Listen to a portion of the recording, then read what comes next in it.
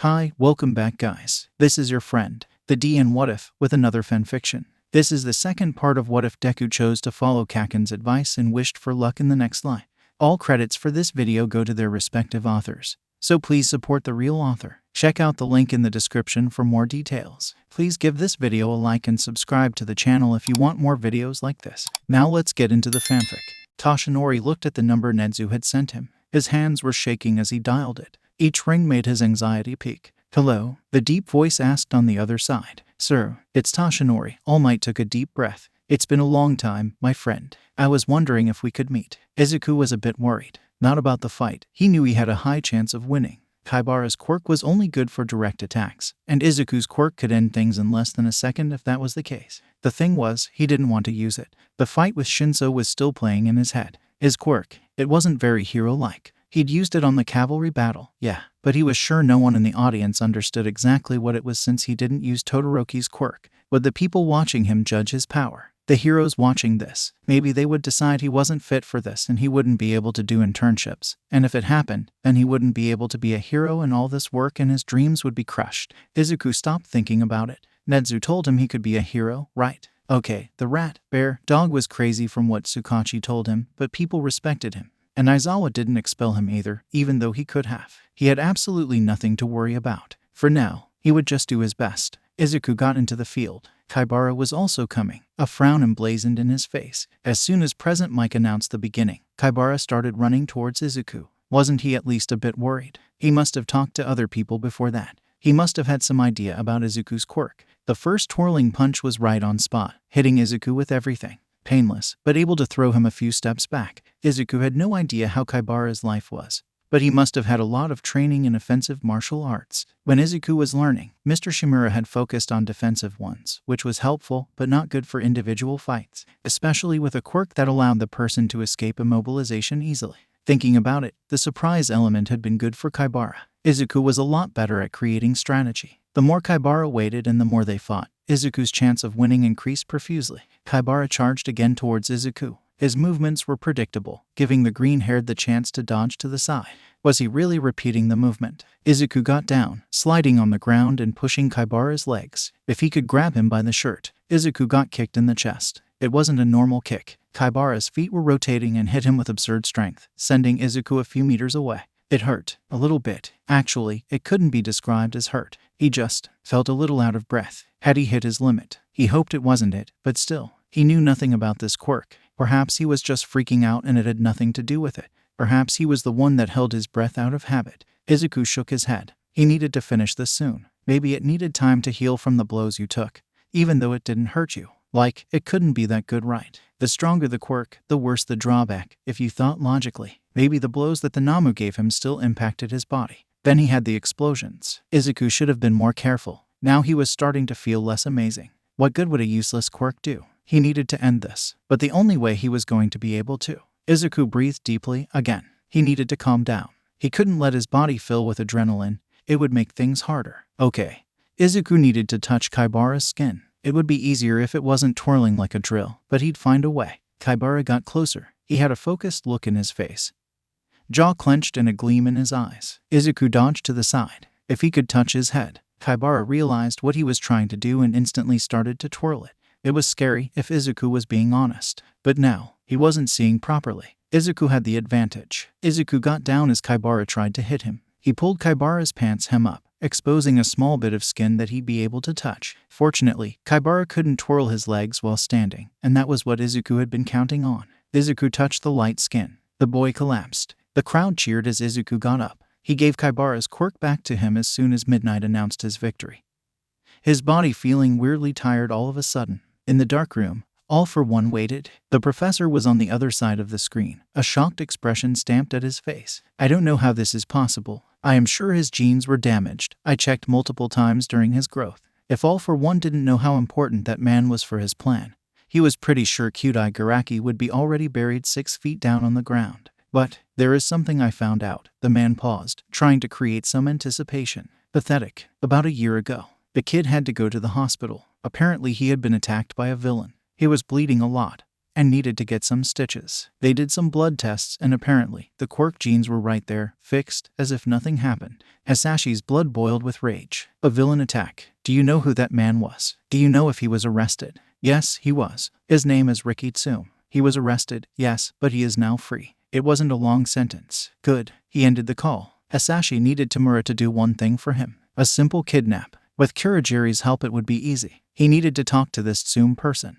Maybe more than just talk. He couldn't help it. Family was so important. Hasashi just needed to make sure he could protect his own. After all, being a villain didn't mean he was heartless. Izuku was confused in the beginning. How did Monoma had the same quirk as Kibara? The answer was obvious after he thought about it a little more. Copying. Izuku was freaking out. It seemed such an amazing quirk. Did it have a limit of how many quirks he could copy? Could he use more than one at the same time? Did it have a time limit? Izuku was so excited for the next round. He wanted to ask so many questions. What if he stole Monoma's quirk? What if Monoma copied his quirk? If it happened and it had a time limit, did Monoma keep the quirks he stole or did they vanish? It could be dangerous to test it, but there were so many possibilities. Izuku was just amazed. He couldn't remember the last time he was so excited to find out about someone else's quirk. He just wished that, if he fought with Monoma, it would end with no hard feelings. He had so much to ask. Monoma kept charging towards Tetsu, hitting him with everything he had. The fight was still at the first 3 minutes, but Izuku could see Monoma's impatience. Tetsu's steel skin creaked.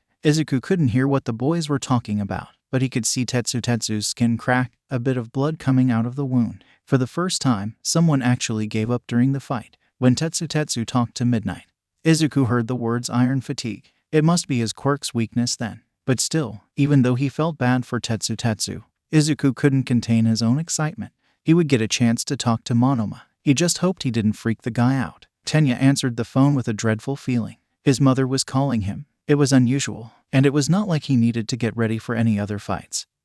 So answering wouldn't be a problem. Hello, forgive me, mother. I was defeated. Tenya's voice was a bit raspy. Oh, no, that's not why I called you. Tenya, I need you to keep calm, okay? Your brother. Tenya's hands grasped the phone tightly. Tensei has been severely injured by a villain. If I'm being honest, your fight was probably the coolest one, Uraraka said while she and Izuku watched the next round. Takoyami versus Shisaki. Takoyami was using Dark Shadow to cut through Shisaki's vines for a while now. It wasn't very glamorous. Thanks, but Todoroki did a great job too, right? I mean, it's not like mine was that flashy or anything like that. Yeah, Todoroki. Izuku looked at Uraraka. She'd stopped paying attention at the fight and started staring at her hands. Izuku was so dumb. She was going against him this round. To be more specific, it was the next fight. She must have been feeling so overwhelmed by all of that. I'm sorry. No need to apologize. She laughed nervously. You're not wrong. Todoroki's quirk is better than mine. Izuku wanted to tell her that it was bullshit, but she was right. His quirk was stronger, but Izuku doubted he would use the left side.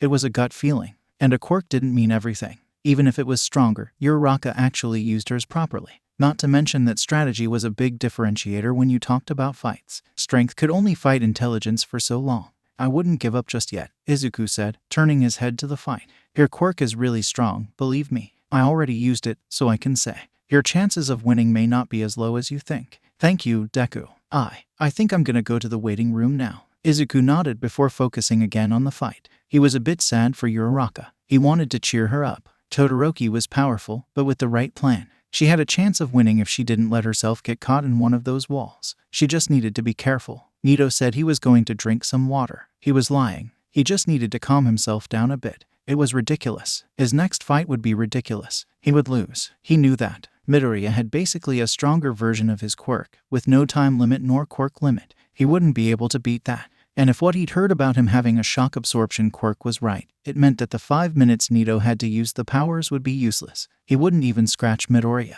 He had taken his anxiety pills in the morning, he was sure of it. So why in hell was his breath so gasping? He didn't want to go there. He didn't want to be in that stage. Thousands of burning eyes at the nape of his neck. The fights with Kiriwara and Tetsu had been too stressful. And now he'd have to go and fight against a person that was just a better version of him. A better him in the perfect class. A better him that had fought actual villains and won. Nito leaned his head in his hands, his elbows resting at the bathroom sink. He washed his face, which made him relax a bit. He couldn't go through a panic attack now. It would make his time limit even smaller if he was too anxious. But it was hard to put the thoughts aside. You're worthless without somebody else around you. Some tears rushed down his cheeks. His skin was feverish. Why did his mind do that to himself? Why couldn't he just be normal? People had always doubted his abilities of being a hero. Fuck, he doubted it every day. This next fight would only show everybody else, the entire county, what he had known for years now, that he wasn't good enough. The fight finally ended when Shisaki was too drained to keep making vines, which made it easier for Dark Shadow to throw her out of boundaries. Izuku wanted to ask her so much. Did her vine production depend on her diet? Was her body able to digest cellulose? If she ate things with cellulose, did it make her vines stronger? Honestly, there were too many questions, but it wasn't like Izuku was going to ask them. He rushed towards Uraraka's waiting room. He wanted to help her. Izuku had planned a few things that might help her win. Uraraka was his friend, and he didn't want to see her sad. He opened the door to see Uraraka shaking her foot furiously while staring at the empty table. Uraraka, I made some plans that you could use to fight. I don't want them, she said. She looked at Izuku while kept shaking her leg. Not that I don't appreciate it, I do. But, just like Ida said, I don't want to depend on you for everything. That made sense. If they thought about it, that was logical. When they actually became heroes, they wouldn't be able to talk to their friends for help in every situation, so trying to do this by herself was the logical choice. It hurt a bit, but Izuku couldn't help but smile. Uraraka was smart. She had a great control of her quirk and she was able to create good strategies too. You're gonna do great. I'm sure of it. I wouldn't be so sure. I don't think I can win. Izuku frowned. The signal for Uraraka to go to the arena rang and she looked at him with a fake smile on her face. Wish me luck. Before Izuku could answer it, she was already down the hallway. He shook his head and returned to the grandstand. Things would be fine in the end, he hoped. The moment the fight started, Shoto threw an ice wall towards Uraraka. It was smaller. The one he had thrown at Ida was huge. This one wasn't. Shoto was pissed. He hadn't had as much time to recover from that massive wall. While Midoriya had 7 fights between his first and second round, Shoto had only 3. He needed to slow down a bit or he wouldn't be able to fight Midoriya.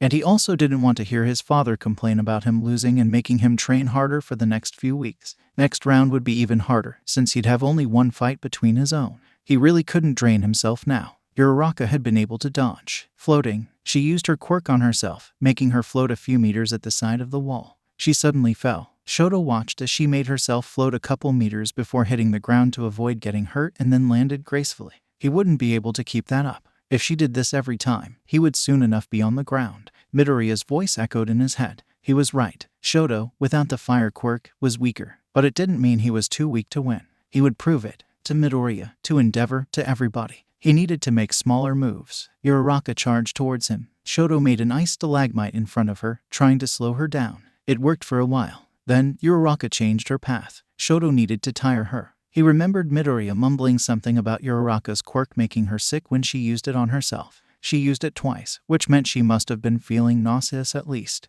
If he could make her a bit more tired, then perhaps she wouldn't be able to escape his trapping wall. Shoto kept creating stalagmites. Not too big, but enough to make her change paths. He could see her frowning. It wouldn't take much now. She needed to change directions every few meters, which was both tiring and didn't help her sickness. When the path became too filled, Uraraka made some stalagmites float. The more, the merrier, Shoto though. Maybe he could give her quirk fatigue. It would also work. He kept on doing the stalagmites, paying attention to her face. She seemed to become tired by the second, each stalagmite that she touched making her frown a bit deeper and swallow hard. Shoto grinned when she stopped, using a hand to cover her mouth. Perfect. Shoto could do it now. He walked towards her. The closer he got, the easier would be to make the wall. Suddenly, Uraraka stopped covering her mouth. She touched 4 of her fingertips, leaving only her pinkies separated. A small smile stamped in her face. Thank you for the help. She touched her pinkies and said release. It was only then that Shoto looked up for the first time. The ice. It was falling, right on top of him. There was no time for him to dodge. The ice would fall right on top of him.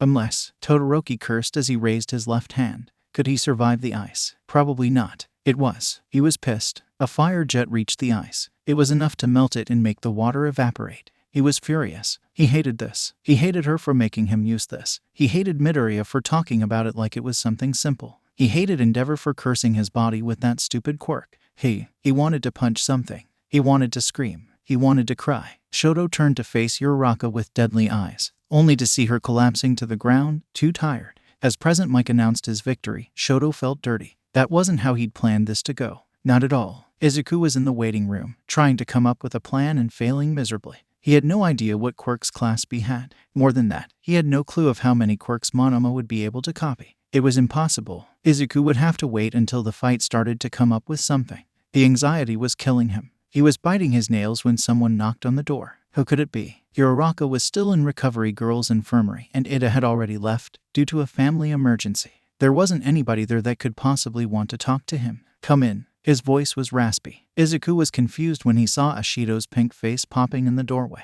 What was she doing there? Had anything happened? Hey, Midoriya, can I talk to you for a second? Her face was bland, which didn't actually help Izuku's anxiety. Sure. Is there any problem? Do you need anything? No, it's nothing like that. I was wondering. You're in disadvantage in this next round, right? Izuku felt his face heat up. Yeah, he was. But it was fine. It wasn't like he was expecting to win or anything. Coming this far had already been a huge conquest. It felt almost surreal. He was sure Tsukauchi and Mr. Shimura would be proud of him getting to the semifinals. He was only sad for not being able to fight against Todoroki. Is it that obvious? He laughed nervously while scratching the nape of his neck. That's why I'm here. Ashido's voice got a bit higher. I know it may not be much, but if you want to, you can borrow my quirk for the fight. Izuku's mouth dropped and his head felt like it had been hit with a baseball bat. Was she serious about it? It felt so weird. She was offering him her quirk. It was not something Izuku thought would happen. You don't have to if you don't want to. She complimented quickly. It's not that strong, so I get why you'd prefer.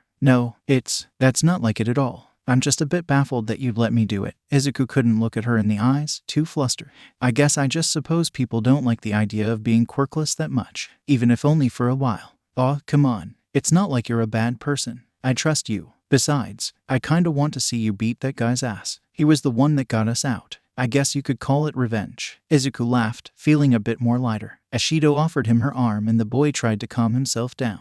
He wasn't trying to make her faint. The moment Izuku touched her velvet-like skin, that thing he could feel started coming closer. It was so weird. Izuku felt like he would never get used to the feeling. Izuku expected to feel the tingling in his body, like it usually happens when he stole someone's quirk. He was also expecting to feel the power in some way. He most definitely was not expecting that. Ashido's skin started to lose her pink tone, getting darker until it stopped in a dark shade of brown. Her hair losing the pink tone as well, turning pitch black. Her eyes also changed, the black area turning white and the yellow iris getting a hazelnut color. But, as if that wasn't enough, Izuku's own skin started to change colors. A viridian-like skin with the same velvet texture. Oh my god, this is so cool. Ashido almost screamed. Do they have any mirrors here? Izuku shook his head negatively, a bit shocked from the unexpected surprise, and Ashido just took her phone out of her pocket, opening the frontal camera. She looked at herself for a while, saying things Izuku didn't pay attention, before giving it to him. His hair was bright green. The white area in his eyes became black and his darker viridian eyes seemed to be charged with electricity. It was so weird, but, at the same time, so cool. Is your skin acid resistant? Izuku was too entertained. It meant his body adapted to the quirks he used. Or, to be more specific, it took whatever the other person's body had to help endure the quirk and transferred it to his own body. It felt almost too perfect. Yeah, I'm a bit shocked, but I must say, Midoriya, your quirk is no match to ours. I'm not sure of it, he replied. I haven't figured out its drawback yet. Maybe it's something bad and I have no idea about it. It was a possibility. Whenever Izuku thought about it, something deep down in his body shivered. What if it was something lethal? It wouldn't be that good. It was terrifying. Well, I think you should go there and win this fight. Don't worry about things that don't exist. If you haven't figured it out, probably it's not that big of a drawback. Ashido started laughing. Oh god, I need to find Hagakure and show her this. See ya. And then she left. Izuku couldn't stop staring at his skin. He looked like a plant. It would be so weird to see himself like this on the TV later. What would other people think? What would his mom think? It would be obvious that he had something new in his body, so the surprise element was out of the table. He just hoped he could compensate for it with willpower. Midoriya versus Monoma and what the hell? Present Mike's out-of-tune voice made Izuku shrink a bit. Yeah, that was a bit too much. Midoriya is green. Izuku tried to keep focused on his own breathing. Ignore it. Keep himself calm. It was not a big deal. People would definitely not make fun of him for it. It was cool, just like Ashido had said. Oh, I see, trying to draw even more attention to Class A. Huh, Monoma said while both of them waited for the beginning of the fight. The moment the start echoed, Izuku felt himself being drawn towards Monoma. What the fuck? Was that a quirk? Izuku's body tried to fight against him and failed. Centimeter by centimeter, Izuku was getting closer to Monoma. And then he stopped and fell. Izuku was swimming where he wasn't supposed to. The cement beneath his feet was liquid. That was Honuki's quirk. Izuku tried to swim back up, but cement was thicker than water and it was harder to get back to the surface. More than thicker, cement also made the pressure in Izuku's body bigger. It was like someone was trying to make juice out of his body. After what felt like an eternity, with his lungs in pain, Izuku finally touched something that wasn't liquid. The shore, or the place Monoma hadn't softened, was like a blessing. Izuku gasped, coughing some of the cement that had gotten inside his mouth. Its taste was awful. Izuku got just a few seconds before feeling something sticky being poured at his body. The white substance was coming out of some holes at Monoma's head, and getting harder by the second. Izuku was about to freak out. Monoma had a perfect control of every single quirk he used. It was scary. If Izuku didn't do something, he was going to be immobilized. He used Ashido's quirk. It was similar to Kacchan's in a way that he needed to control the glands in his body. The difference was that, while Kacchan's quirk only affected his palms, Ashido's, and now his entire body could produce and secrete acid, the sensation was weird, like a tingle. He felt his arms getting wetter, the acid melting the white substance in them. He couldn't use his entire body because it would make his clothes disintegrate. Being green was more than enough for now. It was hard to focus on secreting that at the same time he tried to avoid Monoma's attacks, which hadn't stopped. Izuku's body started leaning towards Monoma again. A small despair started to rise in Izuku's chest. He made sure he was able to move freely before throwing acid at Monoma's direction, using the opportunity to get closer to him. "You think you're so much better, don't you?" Monoma asked when Izuku grabbed him by the collar. It was the best option now. Monoma couldn't use Honuki's quirk because it would affect himself. The attraction quirk would be useless too, and Izuku would have much more control over his own body. The only one he needed to worry was that substance. He was trying to avoid talking. The possibility that Monoma had copied Shinso's quirk was minimal, but it was still there. More than that, there could be other voice-activated quirks the boy was trying to use. It would be best if he kept himself silent, just to be safe. Izuku felt his body being pulled away from Monoma, so that wasn't an attraction quirk. Well, it didn't matter. Izuku was holding Monoma's collar so it would be harder for Monoma to move him. "Fine, you want to play like this? Let's do it," Monoma muttered while some of the white substance fell down to his feet. It took Izuku a few seconds to understand what the hell was going on. And when he did, that was bad. Izuku tried to use Ashido's acid in the substance hardening around Monoma's feet. It didn't work. The telekinesis quirk made the acid go away, leaving the cement-like block intact. Izuku felt his entire body being pulled away from Monoma. It was a weird sensation. The only thing keeping himself in his feet was Monoma's shirt. Izuku made sure to grab its collar as tight as possible. Monoma's forehead was contorted into a frown. His jaw was clenched and he groaned a bit. Izuku felt out of breath when the shirt fabric ripped and he started to fly through the air, the thing pulling him way stronger than before. He was going to cross the line. He had only a few meters before it happened. He was going to lose. Izuku closed his eyes. It was now the end. But then he met ground. Inside the boundaries, Izuku looked at Monoma, who had a painful expression. Izuku saw the boy saying something, probably a swear word. Monoma was immobilized. He did that to himself. But why wasn't he doing anything? Did he? Time limit. Izuku's stomach twisted. The disgust in the boy's face was clear. "Monoma, can you move?" Midnight asked him with pitiful eyes. It was wrong. Izuku felt like he was wrong. It wasn't fair with Monoma. He was going to win. It was just a time limit. It had nothing to do with his abilities. If he had had only a few more seconds, Izuku would have lost. "Wait!" Izuku screamed while he approached Monoma as fast as his legs could take him. "What are you going to do? Laugh?" Monoma's voice was filled with emotion. Nito was on the verge of tears. That was what he didn't want it to happen. It was too humiliating. He wasn't going to cry on national television, though. He knew the fear of humiliation was the only thing keeping him from shedding tears. "No, the fight isn't over." Nito watched as Midoriya poured acid at the block that kept his feet stuck. Midoriya Midnight called. The rules were clear. For a person to win, they have to knock the opponent out, get them to step out of boundaries, or they need to immobilize the opponent. None of those happened, Midoriya said with a determined look on his face, which felt weird due to his green skin.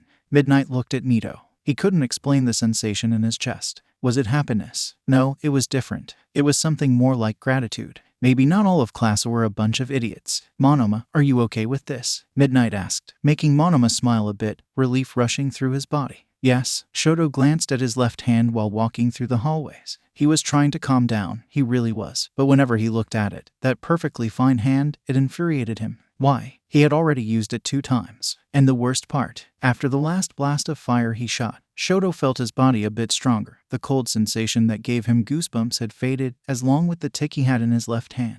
He was pissed because, deep down, he knew Midoriya was right. But it wasn't fair. He didn't choose to have that fuck of a quirk. He didn't wanted it. Why couldn't he be like Fayumi or Natsuo? He hated having this quirk. He hated using it. So why was he still there in the hero course? Sometimes he wondered if it was his actual or just his father, making him feel like it was the only thing he could do. Anyway, it didn't matter.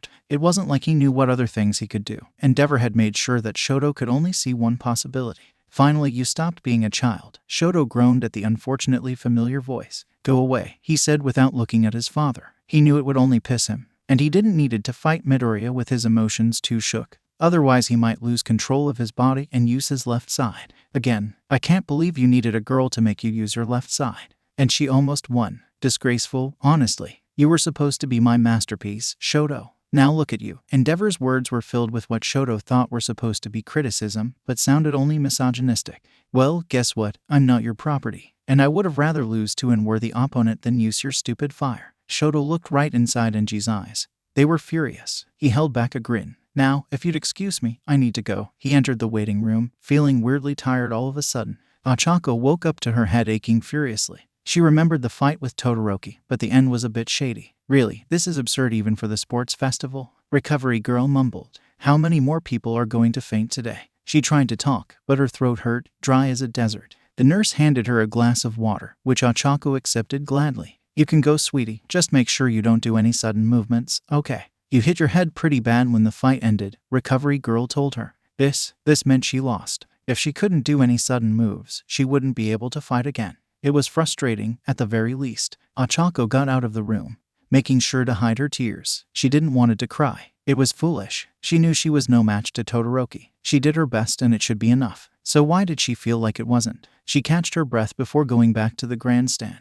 Her face would be swallowed, but she could blame it on the fall, right? Ochako reached the grandstand and started to watch it. Was that Deku? The green boy was fighting against Monoma. They weren't using any quirks. In fact, it was just a normal fight. A few punches, some martial arts, nothing flashy or exceptional. However, the destroyed battlefield was more than enough evidence that things hadn't been that simple for a long time. Hey, Uraraka, sit with us, Mina's voice called. But when Ochako looked at her direction, she wasn't pink. They had a lot to tell her. Monoma groaned with the small punch Izuku gave him. Izuku wasn't using Ashido's quirk for a good reason. He didn't want to hurt Monoma that badly. But his shock absorption, even though it was a lot weaker, still protected him from the stronger punches, which gave him a small advantage. Monoma was good at fighting, and definitely had some experience. He had a good grip and clear moves. Izuku needed to be creative since Monoma's shirt had been ripped, which made it harder to use some of the moves Mr. Shimura had taught him. In the end, Izuku won by hugging Monoma's waist and throwing him on the ground, but it had definitely been a close call. You two should take a bath to take all this cement and dirt of yourselves, Midnight told them once they got up. Midoriya, you need to be extra quick since your fight will be right after this next one, okay? Izuku shook his head vigorously. He wouldn't complain about that. He needed it so much. His body, especially the parts covered by clothes, had a thick layer of cement glued at it due to the softening quirk Monoma used.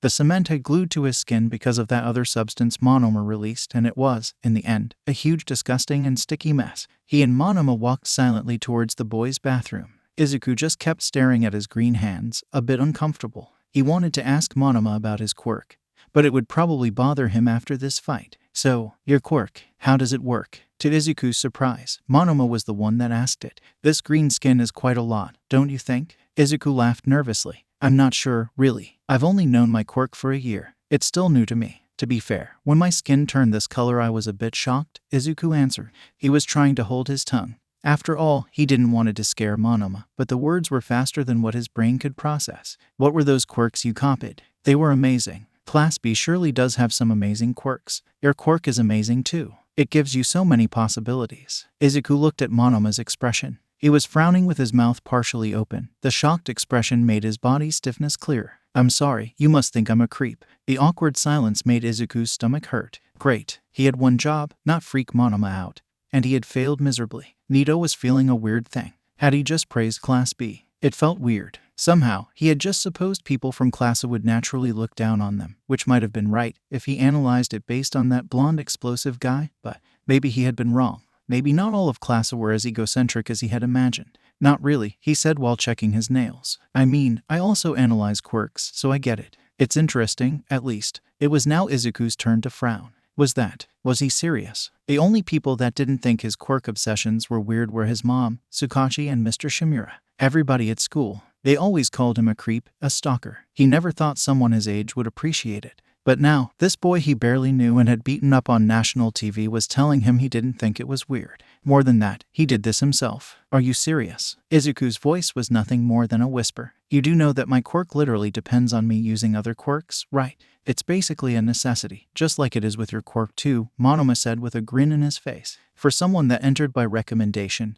you're not that smart, are you? Izuku could take it as an offense, but he didn't hear any malice in his voice. It was almost like teasing, but in a non-aggressive way. It was weird. I'm sorry. Izuku knew he would have to have this conversation sooner or later. It would be better to do it now. It would at least make it easier for Monoma not hold any grudges against him. For what? Winning? The boy's expression was calm. Yeah, well, if I'm being honest, you did look pretentious when you gave me another chance. I bet you thought you were better than me and could beat me, right? Nito said, trying to tease Midoriya. And no, it's nothing like that. I swear, I was just trying to. God, can't you understand sarcasm? Nito asked while laughing loudly. That boy needed to calm down a bit. For real, I understand why you did that. If anything, I should thank you. And I'm only going to do this once, so pay attention. Okay. Nito breathed deeply. He was not sure why it felt so weird to thank someone. Thank you for giving me another chance. Why, you're welcome, I guess, Izuku said nervously. If you'd like to talk more about quirks later, me mixing with Class A, in your dreams. Nito could have not talked like that, but it was just habit. A way he'd found to get on top of situations. A way that made it harder for people to look down on him. If he pretended to be the best, then people would eventually believe it, right? They would stop looking like he was less. They would stop judging him for being weak. After all, if you told a lie too many times, it ended up becoming the truth. He watched as Midoriya shrinked a bit. Was he really that oblivious? God, you should really learn a bit more of sarcasm, it would be helpful. Izuku nodded nervously. He really didn't understood Monoma's way of expressing himself. It was weird. Izuku was used to harsh words, yeah. He wouldn't have minded if Monoma meant those, but why would he say that if they weren't true? Yeah, we should totally meet someday to talk about it, Monoma said, at last. Someone needs to figure out how that monstrosity of yours works. Why, yeah, sure. Izuku was paralyzed as Monoma got inside the bathroom. Not even looking back, a small smile finding its way to his face. Monoma wasn't a bad guy, after all, just a bit complicated. Shoto watched as Dark Shadow tried to break the ice that had Takoyami stuck. He was too tired, too stressed. The day had been like a roller coaster and he felt like he had been crushed by the cart. He would only have to fight one more time. The only one he actually wanted to fight. Shoto had been through all of that just so he could face Midoriya. So why did it feel like he had already lost? Izuku tried to clean himself up quicker. But, apparently, washing away cement wasn't as easy as you might have thought. He had to use the acid to make sure it unstuck from his skin without hurting him, and it was not a pleasant experience. He felt pity towards the person that had cleaned this. But, even though he took a while in the shower, he wasn't expecting Todoroki's fight to be so quick. The moment he got dressed there were people calling for him, saying he needed to go. He really wanted to give Ashido's quirk back, but she didn't seem to be anywhere near. Would it be okay if he used it against Todoroki as well? Would she be mad? He didn't want to piss her off. Izuku put the thought aside, breathing slowly to calm himself down. It wasn't a big deal. It was just the final fight, against Todoroki, in national television. Did people die in the sports festival? Because Izuku felt like he wasn't far from that. Izuku got himself ready. He saw Todoroki coming from the other side of the arena. The roar of the crowd made Izuku shake. It wasn't a big deal. It wasn't a big deal. And now for the last round. Izuku Midoriya versus Shoto Todoroki. It wasn't a big deal. It wasn't a big deal. It wasn't a big deal. 3. Izuku took a deep breath. 2. He clenched his jaw. 1. Izuku released the air, feeling a wave of concentration taking over his body. Todoroki was staring at him with burning eyes. Good. He'd just have to actually use this fire in the fight, then start. The first wall of ice came rushing towards Izuku, barely giving him enough time to produce and secrete the acid he needed to melt the ice before it hurt him. Izuku positioned his hands forming a nozzle, trying to make the acid go as far as possible and making sure he could direct the flow. He was glad he hadn't found Ashido to give her quirk back. It was actually useful. If Izuku was being fair, he kinda wished he had been able to borrow another one. While the acid would work perfectly against Todoroki's ice, if he actually managed to make him use his fire, it would be useless. And then Izuku wouldn't have a chance to win. Nonetheless, Izuku didn't want it to win the fight if Todoroki was using only half of his power. Not when he had used it against Uraraka. It wouldn't be the same. If anything, it would only look bad in the eyes of the pro heroes, which meant it would also be harder for them to get internships. After all, who would want to intern the boy who lost because he refused to use his quirk or the boy who only won because his opponent wasn't actually fighting seriously? It was ridiculous. Izuku was not going to let that happen. The ice melted rapidly, the water making the blend thinner, which also made the acidity of it weaker, preventing the acid from piercing through the cement or the boy's shoes. It definitely wouldn't be pleasant to step in acid barefooted. Izuku wasn't sure about what was going to happen next. The only long fight Todoroki had had was the one against Uraraka. But even so, it wasn't helpful for Izuku. He had no idea what other moves Todoroki might have, since most of his fights had ended instantaneously. Izuku needed to get closer, but the ice would be a problem. Another wall of ice came rushing towards him. Another jet of acid was launched by Izuku. How many more of those was he able to toss before his body was drained? Another one came. Izuku felt a tingling in his arms. Fuck. This couldn't be right. He knew Ashido Quirk had a limit, but he didn't expect it to be so low. Those massive walls had needed lots of acid to melt down, so it could explain it, but still. If you want to make this a resistance fight, then let's do it, Todoroki growled. The next ice wall came and Izuku felt a sharp pain in his arms. His eyes shut instinctively and Izuku grunted. It was not what he was expecting to happen. Todoroki took the opportunity to jump towards Izuku. He had, apparently, used the wall to get higher, jumping right before the ice melted, and now Izuku was paralyzed, too dizzy with pain to think properly. Moments before Todoroki reached the ground, Izuku was able to toss his body back a few meters to dodge the punch, but it didn't matter. Ice started crawling towards him, grabbing his right foot. Izuku did his best to avoid hissing due to the pain while he melted the ice that trapped him. You've been fighting defensively all this time and still managed to get this tired? Todoroki asked. Izuku knew his face must have been contorted in pain and he was panting. His arms might be acid-resistant now, but it hurt like hell. A sharp, tingling pain right beneath his skin that made him want to lay on the ground and contort his entire body until it went away. He could barely keep his arms from shaking violently. I'm sorry, Midoriya, but thank you, Todoroki continued while looking towards Endeavor at the grandstand. Due to you, I'm going to prove that I don't need him. Let's finish this, he concluded while launching another ice wall. Where are you looking at? Izuku snarled, his voice tremulous and raspy while he threw more acid, going against every logical brain cell that tried to make him stop and just wait for the pain to fade. Izuku gasped, trying to muffle his groans. He was feeling like he had no chance. His entire body was telling him that this was over now, but then he saw the small shiver at Todoroki's right side, and then his arm was shaking. Todoroki, you're shaking, even though his entire body seemed to be crying for help. Izuku grinned. You've reached your limit too, but you can fix this problem. Your left side is there for it. Todoroki kept staring at him, a blank expression trying to remain in his face. You know what? Izuku was breathing heavily. His throat hurt from holding back cries. Everybody here gave everything they had. Everybody wanted to be the winner. Everybody has a goal. You want to win using only half of your strength. You didn't even touch me, so give me all you got, Todoroki. Izuku watched while his opponent's face contorted in disgust. What the hell is this all about? Why would you want that? The impatience in his voice was clear. Did that old bastard buy you? This is ridiculous. All my strength. Todoroki started running towards Izuku. There were small ice layers covering his skin. Izuku could see. Izuku used all the strength left in his body, which wasn't a lot, and gave Todoroki a punch in the guts. It didn't make much, just forced his opponent a few steps back and made Izuku's fist hurt like a motherfucker. Todoroki launched another ice wall, smaller than the others, way smaller. Your ice is getting weaker, Izuku teased. His jaw was clenched. He couldn't even close his hands, the pain too excruciating for him to handle. Why the fuck do you want me to use it? Todoroki's voice was higher than usual. Don't you want to win? He had a painful expression in his face, almost as if he was holding back tears. Because heroes do their best. Everybody here did that. Everybody. Izuku cried as he got closer to Todoroki. He couldn't punch nor grab him due to his exhaustion, but he could use his knees and feet. I can't measure the weight of what you've been through, your story. Nor can I tell how much this promise you did mean to you. But Izuku tried to kick Todoroki's legs, but his opponent was faster and dodged. When I think about your decision to not do your best, just so you can deny someone else's plan, at least now, I think of it as a shameful decision. Shut up, Todoroki replied, making an even smaller ice wall, trying to prevent Izuku from getting closer. That's why I'm going to win. I'll surpass you, because I am giving all I have. Izuku's throat was aching so bad. He just wanted Todoroki to use his power. When he did it, Izuku would gladly end the fight, even if it meant making him faint again. But Todoroki needed to use this quirk. Shoto was now meters away from Izuku. The green-haired had fallen to the ground, sustained only by his knees and breathing hardly. I'll end thigh. Todoroki started saying, only to be interrupted by Izuku.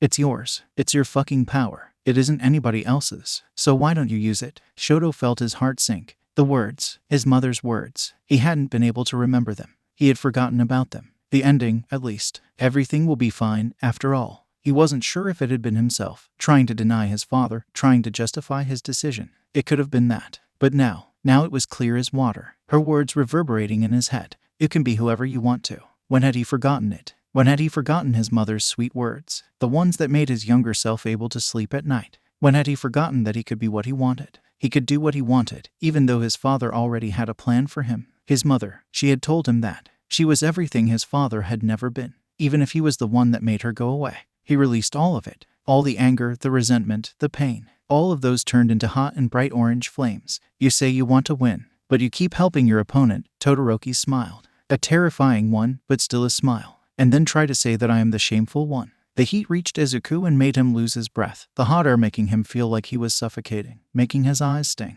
But he smiled. Why are you smiling? You're hurt, can barely move and is trapped, Todoroki continued. You're crazy, he laughed nervously. Now, you asked for this. Todoroki made sure his feet were stable and Izuku did the same. He heard some screams, but he couldn't understand them properly. The moment Todoroki shot a fire curtain, Izuku closed his eyes. He hoped it wasn't that bad, in the end. But then a loud noise called his attention. The stadium blew. The thermal shock made Izuku fly through the air. And before he could understand what the hell was going on, he felt his head hit something stiff. And then everything was black. Izuku kept staring at his hands. They were still aching. Not only that, but his entire body just hurt. Everywhere. He laughed nervously when Recovery Girl told him he was lucky not to have a concussion. Izuku knew it was probably due to the weak effects the shock absorption still had in his body. You should rest today, sweetie, she told him right before giving him a caramel. My quirk will make you very tired, so you should take it easier tomorrow too. Sleep a lot. Izuku nodded. It wasn't like he had anything planned for the next few days. Ashido poked her head inside the infirmary, searching for Izuku.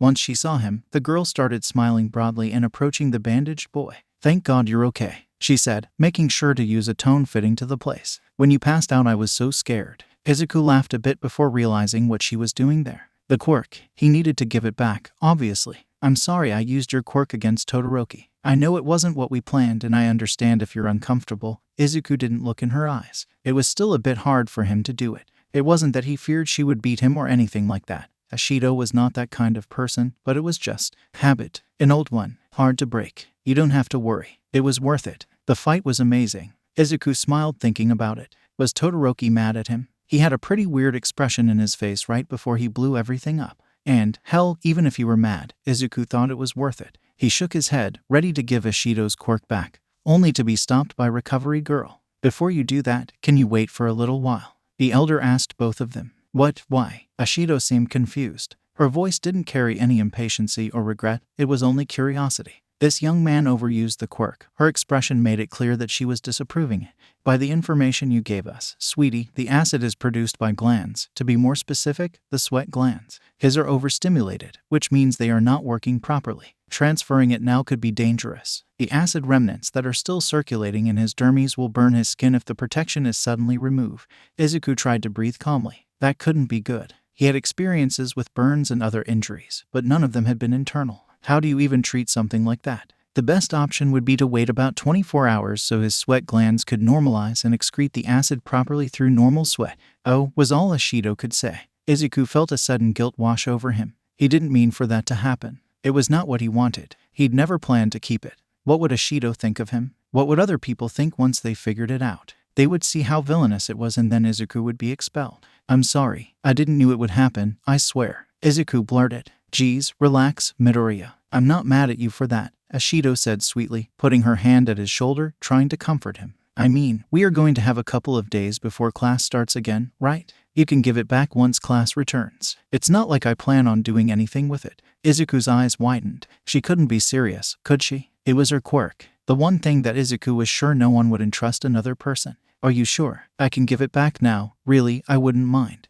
As if I'd let you fry your own skin for something like that, she said humorously. Izuku wasn't sure what to say. It felt wrong. Hound Dog's words echoed in his head, telling him that what wasn't his shouldn't be stolen. But he wasn't actually stealing it. She'd offered it, and now she was telling him he could take it home and then return it later. Besides, it wasn't like he wasn't planning on giving it back either. Izuku smiled widely. He couldn't express in words how glad he felt for Ashido being that comprehensive. Thank you, Ashido, was the only thing he was able to say, feeling tears filling in his eyes. Kashinori was late. He had wasted too much time speaking to Sir.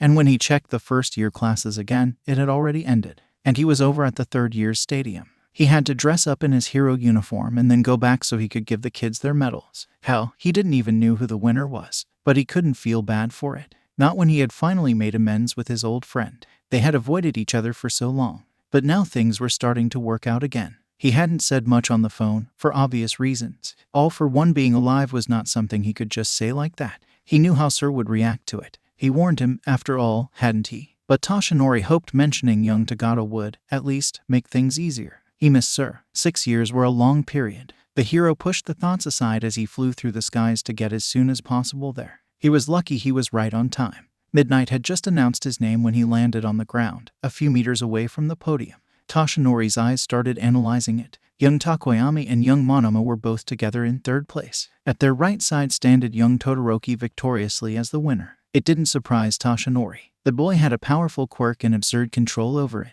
What did surprise the man was a green boy standing stiffly in second place. A boy he knew very well and knew was most definitely not green. Young Midoriya seemed nervous. It took all of Toshinori's strength not to hug the boy or try to calm him down. He felt a weird mix of feelings: pride, happiness, bliss, and almost fatherly love. But he couldn't show it. Midoriya knew Toshinori Shimura, not Toshinori Yagi. Besides, favoritism wasn't something the others would appreciate. He made his small speech and handed the medals, making sure to hug each one. Maybe he had wasted a second more with young Midoriya. He was only human, in the end. Achako's body went stiff once she found her apartment door unlocked. Who could it be? A thug? A villain? Someone that saw the sports festival and figured she would be too drained to fight. The moment she opened it, she saw her parents rushing towards her, arms embracing her and kisses being planted in her cheeks. "Mom, Dad, what are you doing here?" Her voice was low as Achako tried not to cry. "After seeing our daughter fighting like that, we couldn't just sit still," her dad said fondly. "Let's get something good for dinner, okay?" She nested even more in their arms, feeling like all the bad memories and feelings she'd gotten after her last fight were vanishing little by little. Achako loved them so much. Tenya rushed inside the hospital, not even bothering to grab a mask. He needed to see him. He needed to see Tensei. His mother called him, asking for him to calm down. How could he? How could he ever calm himself down after that? The anesthesia's effect passed. Even though he is still a bit dizzy, he is conscient, a doctor told them. If you brought him just a few minutes later. He didn't need to finish the sentence. Tenya's body quivered with the understanding of what he meant. He couldn't imagine it. A world where his brother no longer existed. It was a horrible image. "Tenya, Mom," his brother called. Tenya moved instinctively towards Tensei, his throat aching due to holding back tears. "Even with an amazing brother like you, telling me I am your idol. I'm sorry, Tenya." Tensei's voice was low and cracking, his face contorted in some sort of pain. I couldn't live up to your expectations." Something inside Tenya's chest broke at that moment, something he couldn't quite understand. The day after the sports festival, Shoto decided to go to the hospital. "Are you sure? If Dad finds out you went there without telling him?" Fayumi had a worried expression on her face. "I am," was all he replied. "Why do you suddenly want to see Mom?" she asked, but Shoto ignored. He had never seen his mom ever since that day. He was firstly scared. His 5-year-old self didn't quite understand what had happened then. Then, he was afraid his mom wouldn't want to see him, afraid of what his face might do to her, afraid he would make things worse. But then, if he wanted to become his best self, to be able to become a hero, a true hero, he needed to talk to her. He needed to sort things out. He barely noticed the time passing. Shoto walked towards the hospital mechanically, too stuck with his own thoughts to realize what he was doing. He stopped at the reception and asked to see his mom. He stopped next to the door. His arms were shaking. She was there. The only thing between them was the door. What if she didn't want to talk to him? What if she asked him to leave? He put the thoughts aside as he entered the room, closing the door right behind him. "Mom" was the first of many words exchanged that day. 7 times, can you believe it? Ever since the cavalry battle I fainted 7 times. The last 2 due to dehydration. Izuku laughed a bit while he listened to his mother rant about everything. She had let him sleep right after he had gotten home, so he could heal faster, according to Recovery Girl's advice, and it worked amazingly. Izuku couldn't even feel the pain in his hands and arms. He went to the bathroom, ready to brush his teeth and enjoy the afternoon by watching TV with his mom. He stared at his image in the mirror. It was surreal. Yeah, he was living with a quirk for almost a year now, but still, until now, it wasn't that obvious. This was the first time Izuku could actually see he had a quirk. He was proud, but it was wrong. He wouldn't see this forever. He couldn't get used to the sight. He could barely remember how his hair color was before he borrowed Ashido's quick. It was now a neon green, so flashy and beautiful. No. Izuku's heart started beating faster. He couldn't get attached. He needed to remember how he was. He couldn't feel like this. It was wrong. It wasn't his abilities. It was Ashido's. This wasn't him. It was not right to have this mindset. What a jerk he was. She had trusted him. He couldn't forget it. It was wrong. Wrong, wrong, wrong. Izuku closed his eyes. He didn't want to like that image. He needed to focus. Focus on how he normally looked. How he actually looked. He didn't want to see the viridian skin. He didn't want it to feel like that. And so he felt a sting. Not actually painful, but enough for him to notice. Izuku opened his eyes and saw the pinkish skin in his arms. He looked at the mirror. It was him. Dark green hair, fair skin, normal eyes. What had he done? Was Ashido's quirk gone? Had him somehow erased it? Oh God. He couldn't lose it. How would he even say that to her? It would be ridiculous. Hey, Ashido, remember that quirk you entrusted me with? Yeah, I lost it, sorry. He couldn't say that. Izuku shut his eyes again. He needed to calm down. He breathed deeply, trying to feel inside him. He could feel the shock absorption strongly. It was like it was all around his body. But Ashido's quirk. There, small, restricted. It was there, surely, but it was almost like it was sleeping, too quiet to draw attention. Izuku poked it. How? He wasn't sure. But he felt it starting to move, making the weird tingling disappear. He opened his eyes again. The viridian skin was there. Izuku tested it one other time. He tried to poke it again, but now wanting to make it smaller. Fair skin once again. Izuku rushed to his room, picking his phone as quickly as possible. He searched for the number he had registered the day before and typed a message. If, hypothetically, I could activate and deactivate the quirks I had in my body, would that be a good or a bad thing? His head was already bursting with the possibilities. It was amazing. He could use 2 quirks at the same time. He knew it from the fight with Monoma and Todoroki. Even though the shock absorption was weaker, it worked. Would that mean Izuku could only mix passive and active quirks? Could he use 2 active ones, like explosions and acid? The phone rang before Izuku could forget about his surroundings. I suppose this wasn't a hypothetical question. Am I right? Monoma's voice echoed on the other side. He didn't even wait for Izuku's answer. Meet me at the location I sent you. We're going to make some experiments. Ijiro faked a smile when his mother entered the room holding a teapot.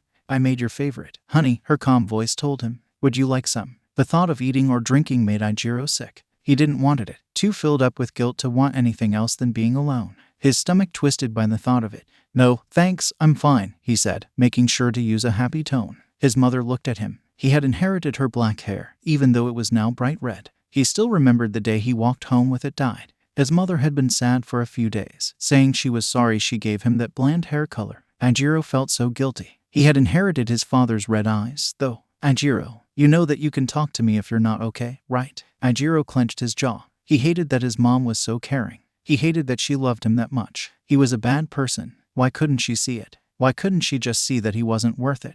Love, affection, he lost his right to have that long ago. I'm fine, really. Just frustrated that I didn't make it to the fights, he affirmed, trying to change the subject. You're still my favorite hero, you know that, right? She spoke once she was sitting next to him. Ijiro wanted her to go away. He didn't deserve it. He didn't deserve her. You have the right to be frustrated, but don't worry about it, Kay. Me and your dad, we're proud of you. Ijiro hugged her, not being able to hold it back. He knew he was a hypocrite. It was so fucked up. But at least they loved him. For now, he knew it wouldn't last. Not once they found out what he was doing. But, until then, he could at least enjoy it. The fake sensation of belonging in this house, in this family. And I also know he would be proud too, she complimented, making a tear run down his cheeks. Ijiro missed him so much. I know you want to be strong, son. I truly do. And you'll always be our strong little boy that can take any punch. But you don't have to. You don't have to do this alone. You're only 15, Ijiro. It's okay to feel scared, sad. It hasn't been easy for me or your dad neither. Ijiro couldn't help the loud sobs that came out of his body. He wanted to tell them, he truly wanted. Ijiro knew it was the right thing to do, but they would be in danger. I'm sorry, Mom. His muffled groans were ugly and not what he planned on happening. I'm sorry. You don't have to be sorry, love. She started tracing soft circles on his head, messing with his hair. You are not to blame on any of that. Ijiro was shaking now. He grabbed her shirt as tightly as possible, trying to calm himself down. It might not have been his fault then, but now it was. He held back the words that were begging to be said and just enjoyed the comfort his mother's arms provided. He shouldn't cry. He didn't have the right to. But still, he did. For a long time. Welcome to my place, Monoma said with a snobbish expression. Izuku was shocked. He had never been into a house that big. He felt self-conscious. His clothes were not appropriate, definitely. Shorts and a dumb t-shirt. He looked like some sort of hobo if compared to Monoma's style. Thanks, was all Izuku could say as he looked to the well-decorated walls. My parents aren't home since they had to work, but we can use the training room. Or the backyard if you'd prefer. Izuku nodded while he followed Monoma through the corridors. How big could a house be? It was surreal. What are you planning on doing? Izuku asked once they got inside the training lounge. It had mats all around the ground, perfect for training martial arts. So many things, he said with a devilish spark lighting his eyes. I want to copy your quirk first. I want to see if it copies only yours or the ones you stole as well. It may help us understand how yours actually works. Izuku flinched a bit when Monoma said stole. He wasn't sure why. Then we can try the opposite. You steal mine and we see if you can steal the quirks I copy. Okay, but how are we going to do this? Like, how are you going to copy anyone's quirk since, there's only the two of us here? Well, Monoma's face got a bit serious. Once school started, I told Vlad King and my classmates about my quirk, obviously, and they started to help me. At first it was only Kendo and Tetsu, but then the others started to help as well. Izuku looked as Monoma opened a drawer. There was a briefcase that had some hair strands kept together by bows, all of them with different colors, lengths, and textures. I only need a few strands to be able to copy it. And the more I train, the more quirks I can keep for a longer time. Monoma kept talking, but he didn't look at Izuku. I know it's weird and all, and you must think I'm, disgusting or anything, but it really helped me. In the beginning of the year I could only copy one quirk at a time, so, yeah, it is helping me. A lot, eventually. Everyone in class agreed on giving me a small bit, well, everyone but Shizaki. She has a weird moral code or something and she doesn't like the way I fight. What do you mean she doesn't like it? Izuku asked, feeling his chest getting warmer. Monoma was insecure of his quirk as well. It made him feel less alone. She doesn't approve of dirty fighting. And, if I'm being honest, that's the only way someone with a quirk like mine can fight. I need to take advantage of any situations, especially with such a short limit, he said, finally looking at the green-haired boy. You fight dirty as well, making your opponents faint. Not very hero-like, may I say. Izuku smiled a bit. Well, it is a shame that not everybody was born with a heroic quirk, Izuku said and saw Monoma grin. Indeed, the blonde stretched his back before putting back the pretentious mask he normally used. Shall we begin? Izuku was writing so quickly that he was amazed it was still readable. He had been able to steal Monoma's quirk and the ones he copied went together. But once it reached the limit, the quirks vanished. It meant that if he wanted to keep it, he needed to be in contact with the person. Why, though? Did it mess up with genetics? Apparently it did, since he'd stolen Mina's acid-resistant skin. And the fact that Monoma could copy the quirks he borrowed could support it. They were both panting, sitting in front of the table with juice after making some resistance tests. You know what? Monoma said after sipping his drink. I had a name planned to me, but it would fit you best. Izuku turned to look at him. A name? Name for what? Our hero name? Silly. Vlad King told us we should pick one for after the sports festival. Apparently we'll have internships in the next week, and we need to pick one. Izuku was suddenly excited. Internships. He would be able to meet so many heroes. It was surreal, he could barely wait. What's the name? Izuku asked, remembering why they got to the subject. He hadn't thought about it yet, and he had no idea what he'd choose. Phantom Thief. Izuku was confused. He wasn't sure he wanted his hero name to have the word thief on it. It wasn't heroic. Why do you think it fits me? Just because my quirk is stealing? Not at all. Monoma seemed to be excited about it. A phantom thief is a person that does bad things in the name of good. For example, you steal a villain's quirk. It would be a bad thing, but it's in the name of good, so it's sort of justified by your moral code. It's usually someone that has high standards and a strong sense of justice. And I think it fits you. Izuku watched Monoma look away. He couldn't be serious. Was he actually offering his hero name for Izuku?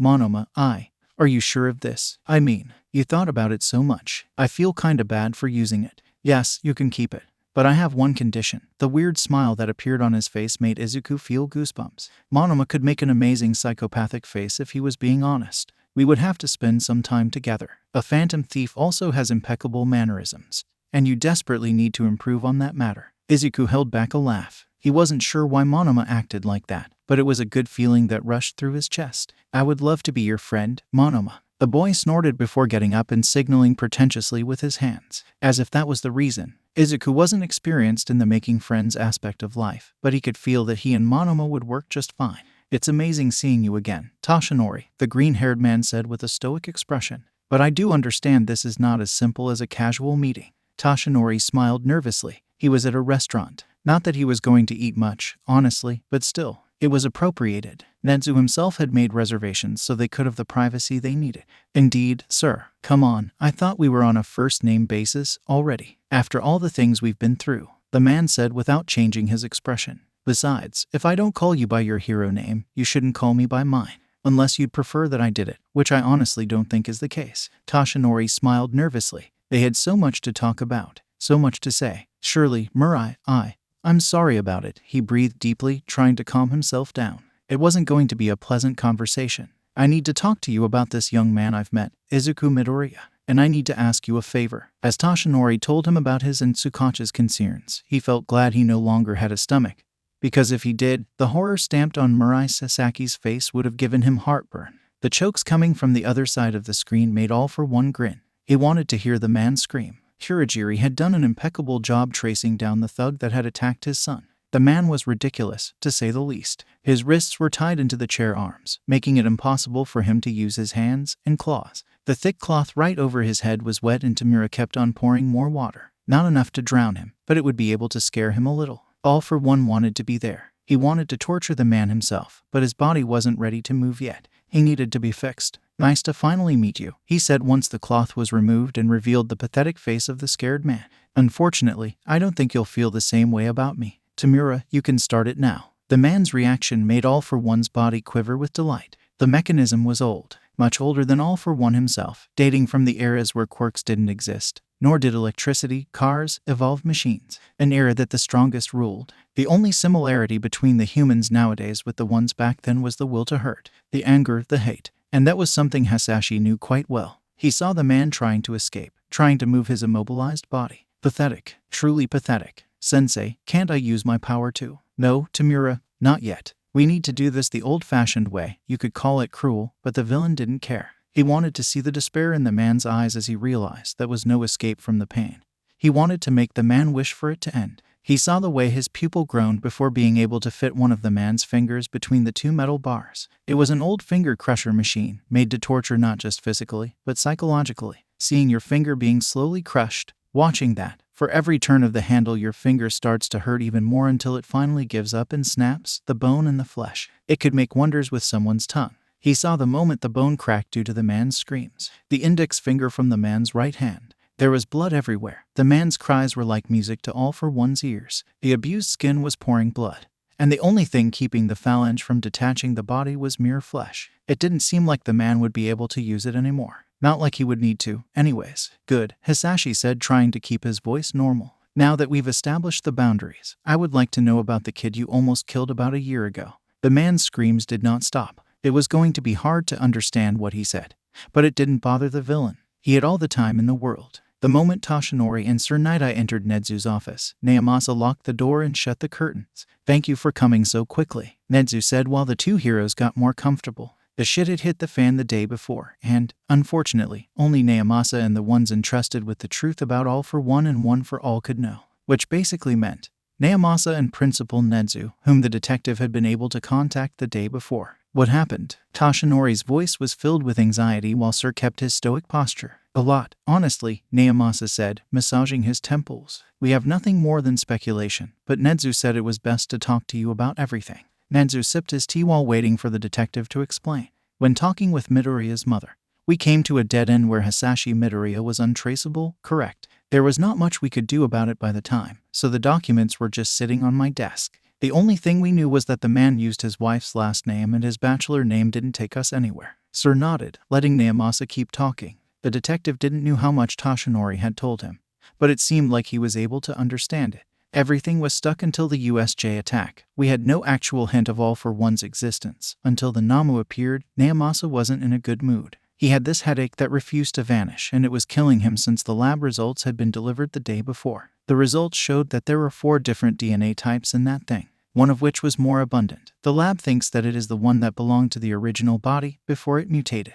Wait, original body? Toshinori asked with a horror look on his face. That thing was human. Unfortunately, yes, Naomasa said, feeling his stomach twist. It was awful, really. They were able to match the DNA to the people they belonged to. All of them had gone missing at least 6 months ago. And the worst part is not even that. Sir frowned while glancing at Toshinori. Naomasa knew what he must have been thinking. And he hated to be the bearer of bad news, but he had to. It wasn't necessarily all for one. The confused look on the heroes' faces were obvious. I'm not sure of anything now, but when we compared Midoriya's DNA right after he stole that thug's quirk with this Namu, there were clear differences. I think Nezu can explain it better. Indeed, I can, the principal said while he touched his tablet's screen a few times. This is how the quirkless human chromosomes are divided.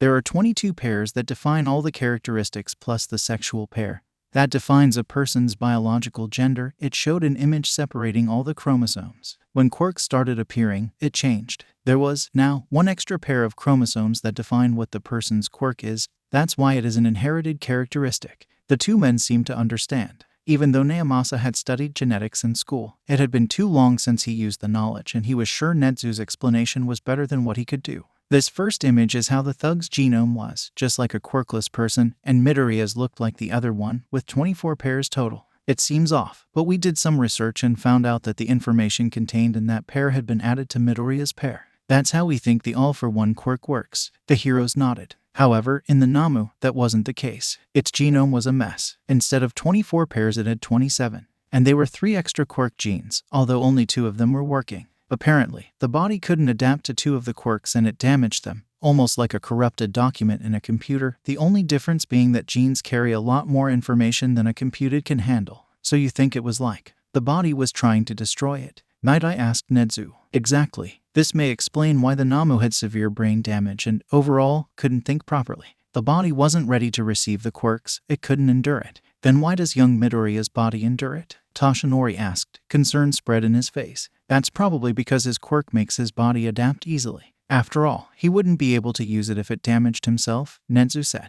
But the reason this is relevant is that it didn't seem so surgical as all for one's quirk would make it, without unnecessary information. There are lots of single chromosomes or even chromatids that are what compose it. Overall, it was a bad job, something that was definitely made in a lab, not via quirk. Besides, if we take Midoriya's DNA as a basis, there shouldn't be any extra chromosome pairs. They tried to absorb the information. It was getting worse by the time. This was getting dangerous, too dangerous, if Naomasa was being honest. So, this means all for one isn't back. The hope in Toshinori's voice made Naomasa's chest ache. Not exactly, the detective blurted. While that research was happening, I decided to make my own on Tamura Shigaraki. The stress was too much. There were no results neither for the name, nor for the quirk. However, I found the name Shigaraki connected to a family from centuries back, during the awakening of the first quirk generation. The last registration of it were 2 brothers. One had a quirk, one hadn't. Naomasa saw Toshinori swallow hard. There is no information about what happened to them, but they were all considered dead after a while.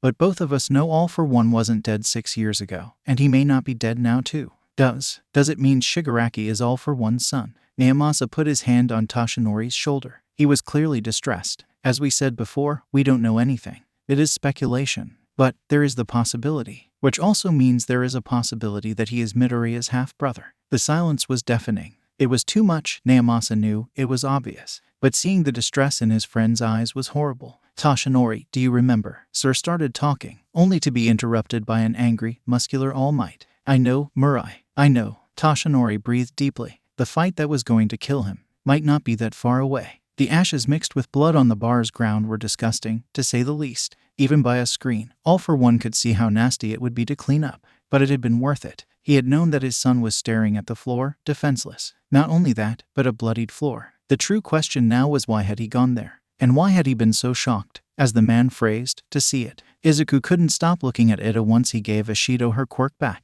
They were waiting now for the class to start. There were people talking all around the place, but his friend was just sitting on his chair when he'd usually be telling everyone to sit in their place and wait for Aizawa. There was definitely something wrong with him. Izuku had tried to talk to Ida when they met at the gates and once again at the locker room, but the boy had tried to assure Izuku that everything was fine.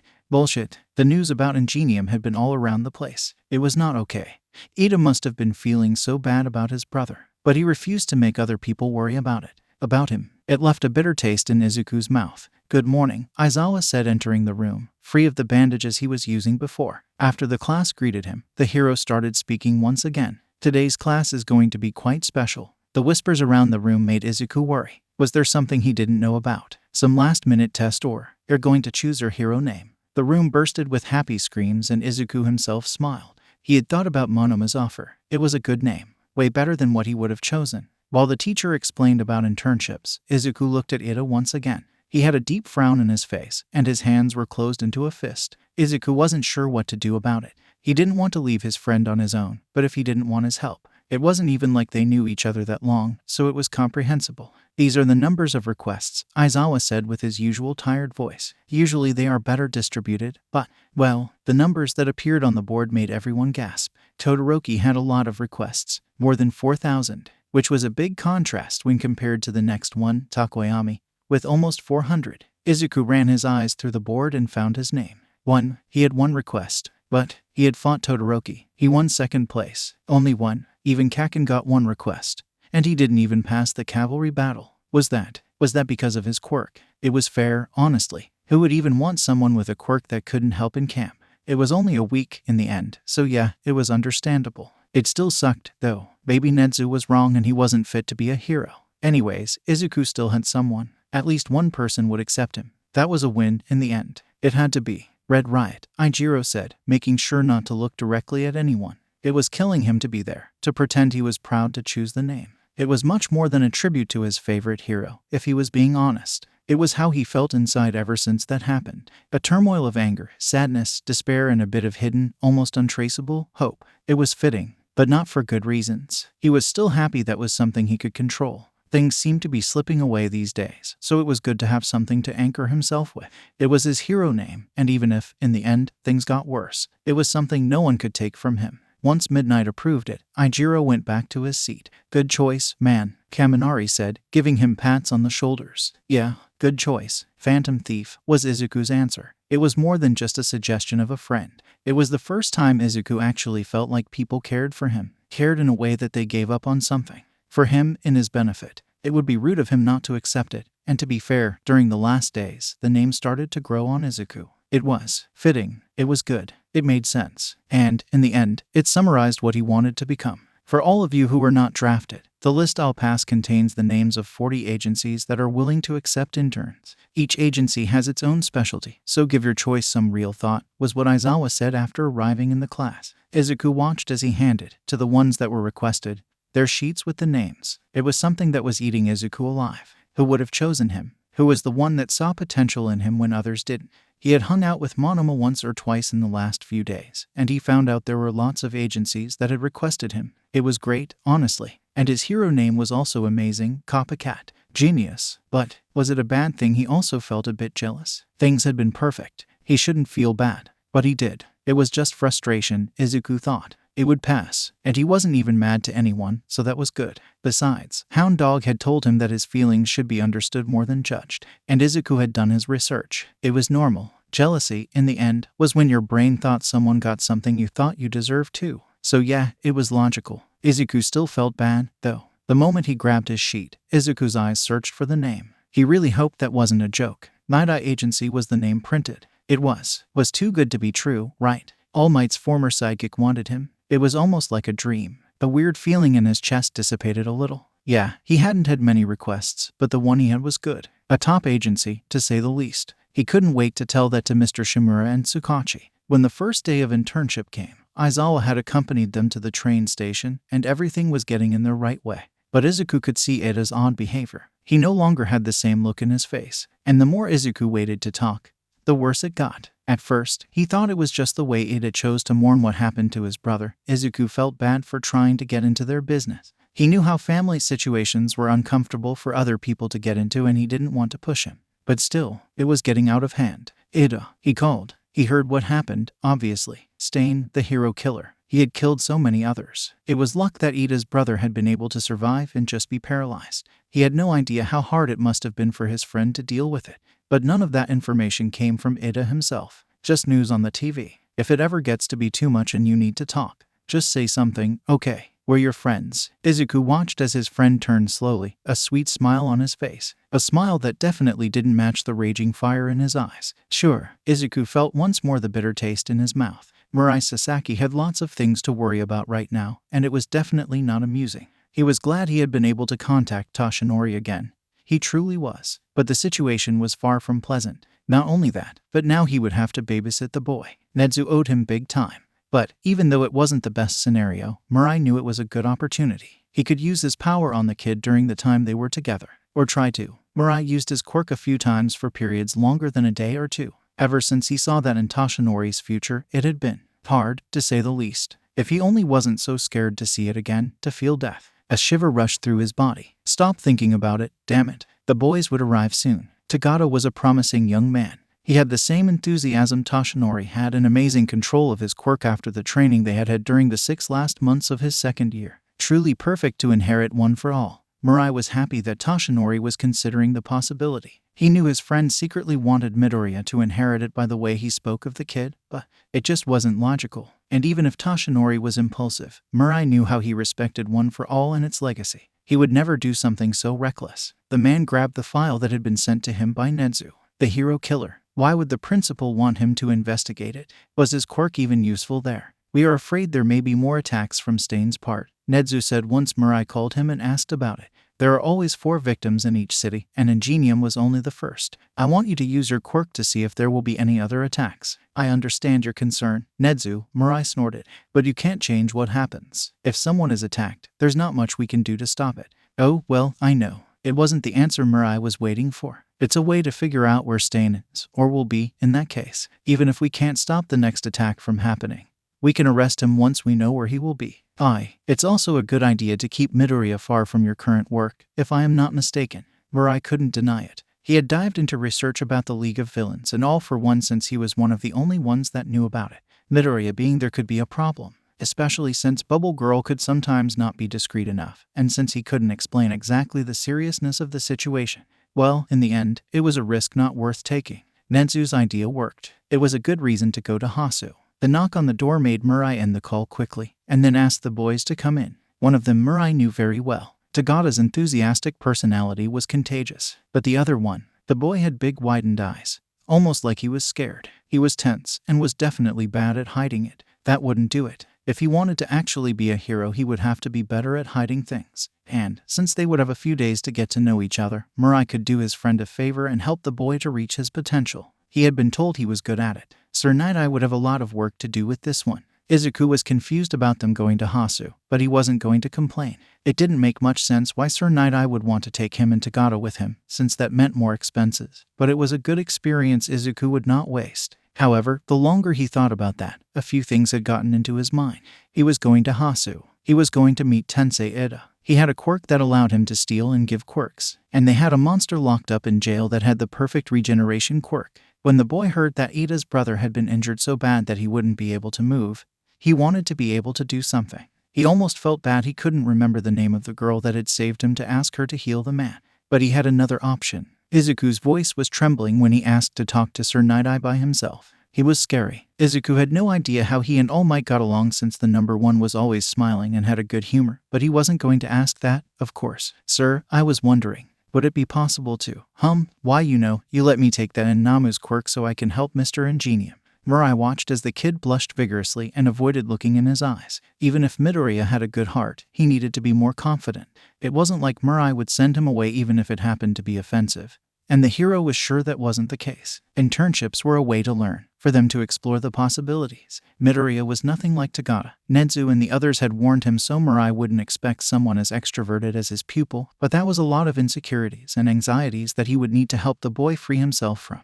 Midoriya, can you look me in the eye while we're talking? I don't want you to see me any different than you see people like Detective Tsukauchi. Besides, as a hero you will be expected to be confident, so it is good to start working on it ever since day 1.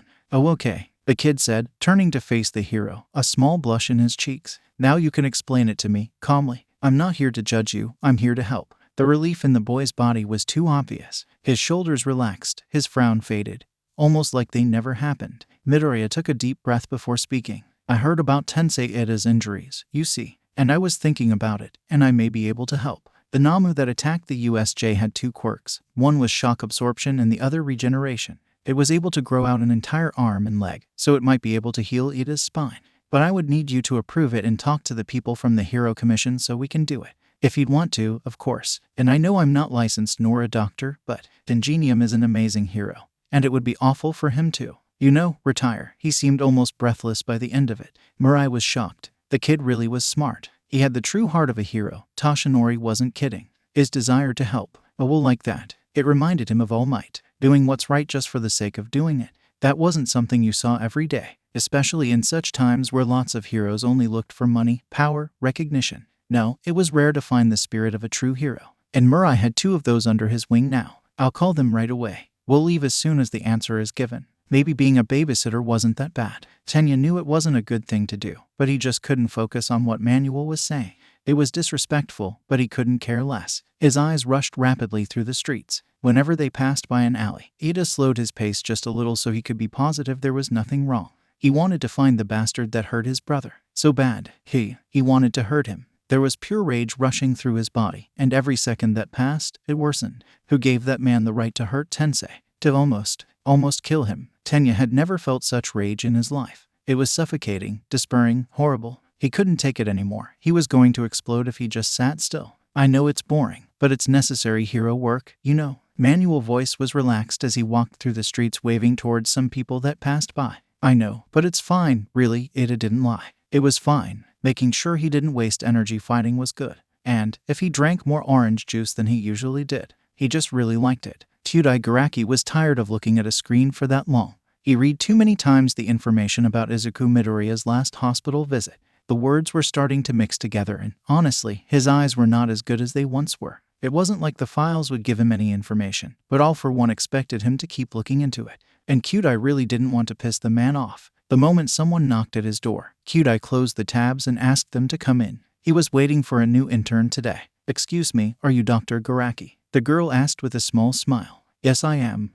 My name is Shufuku Yui, she said with a happy voice. I've been assigned to be your intern. Yes, indeed you were, Kyudai said, taking a deep breath. He hated having to take care of kids like that, but it was good to keep him working at the hospital, so it was a necessary thing to do. Nice to meet you, young lady. Shoto looked at his father's disgusting face and the way he posed stoic. Ridiculous. An abusive, biased bastard like him was just. It pissed Shoto off. The only reason he was interning with his father was because he wanted to learn to use his fire better. As much as he hated to admit, Endeavor was one of the best at controlling the Hellflames, and Shoto wanted to become one, if not the best, hero. Nonetheless, the only reason he accepted it was because his mother encouraged him. She also wanted him to be the best version of himself, so how could he deny that to his mother after everything he put her through? Get ready, we're leaving, Endeavor's voice echoed in the room. Wherefore? Shoto wasn't understanding it. Why were they leaving? He was supposed to train his fire. We're going to Hasu, to catch the hero killer. Izuku was buzzing with energy. It had taken 24 hours for the Hero Commission to approve Izuku borrowing the quirk,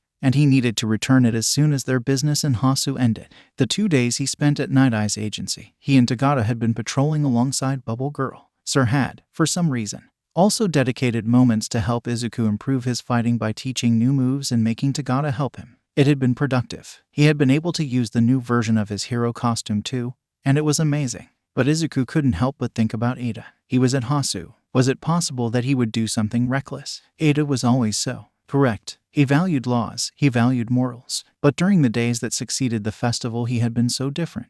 Izuku was glad he would be able to check up on his friend once he got to the city. But now he was at some weird military lab where they were keeping the Namu so they could study it. We're going to be quick? Okay, we need to grab the train as soon as possible. We'll take the night train and reach Hasu by the morning, Sir said while he accompanied Izuku towards the place they needed to go. The monster didn't change a bit. He was still weird with an exposed brain, a beak and purplish skin. The only difference was that now it was wearing a straitjacket. We don't think it's going to attack you since it showed no response to our exams. But we still ask you to be careful, the man in a coat that had been accompanying them told Izuku. He nodded. Izuku wasn't scared. He was doing it for other people, not for himself, so he was definitely not going to back down now. He had shock absorption, still, so it wasn't going to hurt if anything happened. The sensation of touching its skin was weird, but the familiar feeling of the quirk was, somehow, calming. Izuku slowly pushed it to himself, savoring the sensation. It made his hair stand. It made energy rush through his body. Doing this with no pressure, with time to prepare. It was pleasurable. Murai had a good feeling growing in his chest. He was sitting in his room that had been provided by the Team Idekan agency. It was early morning and Murai, Midoriya and Tagata had just arrived in the city. They were staying for 2 days maximum, since Midoriya would soon have to go home and Murai wanted to train him a bit more. It was amazing how fast the kid learned. He just lacked strength. As much as Midoriya was good with techniques that took advantage of the other person's strength, he had to build more muscle to be able to attack as well. But that feeling in his chest, would Midoriya be able to heal Toshinori? He didn't know the man's secret identity nor his injuries. But if he could help, maybe Toshinori would be able to use more power. Maybe he would be able to face All for One again. If he were able to heal Tensei Eda, perhaps Mirai could talk to Nezu, ask for his opinion on the matter. It could be dangerous, yes, but the number one hero's health, the symbol of peace's mere existence. It was important too, if not more. If they were able to heal Toshinori, maybe he wouldn't. He wouldn't. Mirai didn't dare to think about the last words. He shook his head rapidly. It wasn't time for this. He had to go to the hospital as soon as possible. The faster they did it, the smaller the chance Stain escaped. Or so Nezu thought. Messing with the future and the past was not possible. If, in the vision, Mirai saw that Stain would escape, they couldn't do anything to stop it. He went to the room that Midoriya and Tagata would be sharing for the next couple of days. They needed to dress in their costumes and get ready to leave. Hyundai yawned as another patient entered the room. A little kid, with a deep cut in the knee. Nothing too big, but it was bleeding a lot and would need to get some stitches. "Yui, can you take care of this?" he asked the girl that had been watching him for some time now. "As sure." The girl promptly got up and put on some latex gloves before reaching for the anesthesia. "Wait," the man called. "Use your quirk." The widened eyes the girl had were enough to make Kyudai huff. But, sir, I don't have an authorization to do so. My license will only allow me to use it in a couple of months." The doctor felt a wave of tiredness washing over his body. He hated that it was his job to teach basic things to young and naive people. "You have two options here. Sew this kid's skin and make his wound heal slower and only start using your quirk after the license is official, or use it now. In one of those, the kid goes home with no pain nor wound. Which one are you going to choose?" The boy's mother looked at the girl, expectation in her eyes. But Kyudai raised a hand, got up and called Yui out of the room, closing the door behind him so the kid wouldn't hear. "If you saw someone dying, and you knew they wouldn't make it to the hospital, would you heal them, or would you wait for a piece of paper to tell you could do it? Because it is the same moral discussion here." The girl swallowed hard. Something in her eyes changed. They got darker. The trembling in her lower lip made Kyudai frown. Had she, "Yui, I'm going to ask this and you're going to be honest with me. This weird sensation." Why had his hairs stood up? "Did you ever let someone die?" Tensei Eda was absurdly similar to his brother. Izuku needed to admit. Same hair color, similar head shape and body structure. But he was sitting on a wheelchair. Now that he had seen Team Idaitan Agency, everything seemed worse. The people that helped him all had a sad semblant. All of them cared for Ingenium so much it almost hurt to see how sad they were. Izuku wasn't aware that he had recruited vigilantes as his sidekicks. He didn't know he, instead of judging people for using their quirks in public, much like his brother, actually helped them to develop their abilities. There were so many people in his agency that just got a better life after meeting him, got hope. If anything, it made Izuku want to help him more. Ingenium being out of the streets would be awful. He was a true hero. He didn't deserve to have such an awful end of career. "Sir Nidai, so good to meet you." Eda greeted. "The Hero Commission warned me you would come here, and I already agreed to it. It's the least I can do to avoid things like this to happen to other heroes." "It's a pleasure meeting you as well, Ingenium," Sir said with a small head bow. Not Ingenium anymore, just Tensei. The hurt in his voice made Izuku's chest ache. Sir looked at the kid with a small smile before nodding his head, the sign for Izuku to tell the, possibly, good news. Mr. Ada, there is the possibility that you can work as a hero ag gain." God, Izuku couldn't even finish a sentence without stuttering. It was so ridiculous. "Kid, I'm sorry, but I really don't think so. The doctors, I can give you a regeneration quirk." Izuku's voice didn't shake, miraculously, but he was so embarrassed for interrupting the man. "What?" The answer was a whisper, something almost inaudible. Ada was probably too afraid to ask it, like it would break if approached rispidly. The small thread of hope could be seen by the new gleam in his eyes. He wanted it to be true, Izuku saw, but was too afraid of it being a lie. "I know you didn't see the sports festival, so you probably don't know that my quirk allows me to take and give quirks from one body to another." Izuku was confident. His quirk was one of the few things he was confident that wouldn't fail him. "And I was allowed to take the quirk from the Namu that attacked the USJ, a regeneration quirk, to help you." There was silence for a few seconds, and then Izuku heard the big, loud, painful sobs coming from Tensei Ida's body. Thick tears ran through his cheeks as he tried, unsuccessfully, to muffle the deep breaths and groans. Had Izuku said something wrong? Had he made the man mad? "By Ingenium." Izuku's voice came out high and out of tune. You better not be messing with me, kid," the man said, cleaning the tears from his cheeks. If I could heal from it." It was hard to understand the words interrupted by sobs. But the boy did his best. "I wouldn't be able to thank you enough. I wouldn't be able to repay you for all you did to me." It was time for Izuku to feel small tears prickling in his eyes. "Why you don't have too? I mean." Izuku breathed deeply to calm himself down. Everything you do, not only as a hero defeating villains, but the way you help your co-workers and help them to achieve their dreams. It is amazing. You're such a good example of what a hero should aim to be. I don't want you to retire now, You can't. You need to keep helping everybody. It would be enough for me to know that there is someone out there that really worries about people like you do. Both of them were a crying mess. Izuku's eyes widened a bit when the man tried to get up, using his arms to steady himself at the bedside. He was too fragile to do it, so Sir went to his side to help him get steadier. What in the name of God are you doing? Sir's voice was severe as he helped Tensei Ida by the armpits. I wanted to thank you, properly, for the possibility. Izuku watched as the man bowed his head. As Midoriya tried to explain why Ida didn't have to do this, Mirai watched. He was proud of the kid. He really was. Kyudai wasn't sure if he was the luckiest or unluckiest man alive. The odds of finding the only person that knew about Izuku Midoriya was so undermost that it was almost funny it happened. Yeah, he couldn't be sure about the kid being actually Midoriya, but the odds of a green-haired kid that had damaged Quirk genes and was around 15 years old. It was too much of a coincidence to just be it. Now, if what she said was correct, Kyudai was most definitely not in the mood to tell all for one that his son tried to commit suicide. He knew the man too well. And, in the doctor's more than a century of life, Kyudai Garaki had never been so terrified. He just hoped all for one didn't take his frustrations on the messenger. Are you guys ready, then? The doctor they called to assist them asked. Izuku looked at his hands. The fingerless gloves helped to disguise the sweat that came out of his palms. He nodded and got closer to the bed where they put Ida on. They had no idea how it worked, so they made sure to be able to accompany Ida's body functions. It was better to be safe than sorry. Izuku touched Ida's skin and felt the quirk running through his body. It was amazing to be able to feel it. It made Izuku feel somehow closer to the man. He searched his own body to get the regeneration quirk and transfer it. The tingling sensation at the tip of his fingers was a funny feeling. The moment he took his hands away, it seemed like nothing was happening. Ida looked at him with hopeful eyes, his chest moving up and down fast. Was I supposed to feel any? The phrase was interrupted by the man's body stiffening, and then it started convulsing. Izuku's heart started beating faster while he saw the body shaking uncoordinatedly.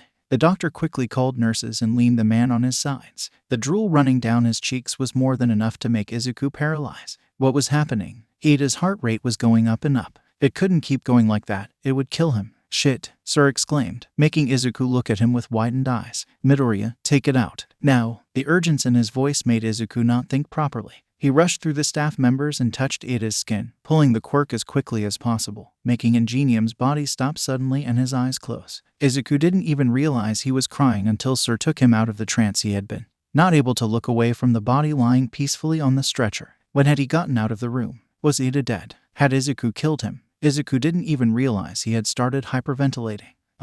Kid, Midoriya. Night Eye shook him. It's okay. He is okay. The words didn't make too much sense. Night Eye was keeping two of his hands right in front of Izuku. Can I touch you? The phrase was calm. Sir's voice was calm. Izuku nodded. What happened? I didn't. Why? Words didn't come to Izuku's head. He didn't know he was able to cry more, but the tears didn't stop coming. It seemed like an allergic reaction. His body couldn't take it. Izuku cried even more. Now, not only had he almost killed the man, he also lied. He couldn't help him, could he? He was useless, really, truly useless. His quirk, he couldn't even use it for good. It only hurt the people that he wanted to help. He was not worth being a hero. He was not worth the respect. Izuku didn't even realize that Tagato was taking him back to Team Idaitan Agency. He only realized once he was in his bed, breathing shakily while someone rushed their hands through his hair. And then darkness came, along with the nightmares. Izuku woke up due to screams. He initially thought they were his own, since these last dreams he had were not pleasant, but it came from outside. He couldn't see Tagata anywhere inside the room, which probably meant he was with Sir already. He tried putting the thoughts of failure aside and went to the window, still too groggy to walk properly. There was fire everywhere. Izuku watched as a few heroes tried to contain it and others went to fight.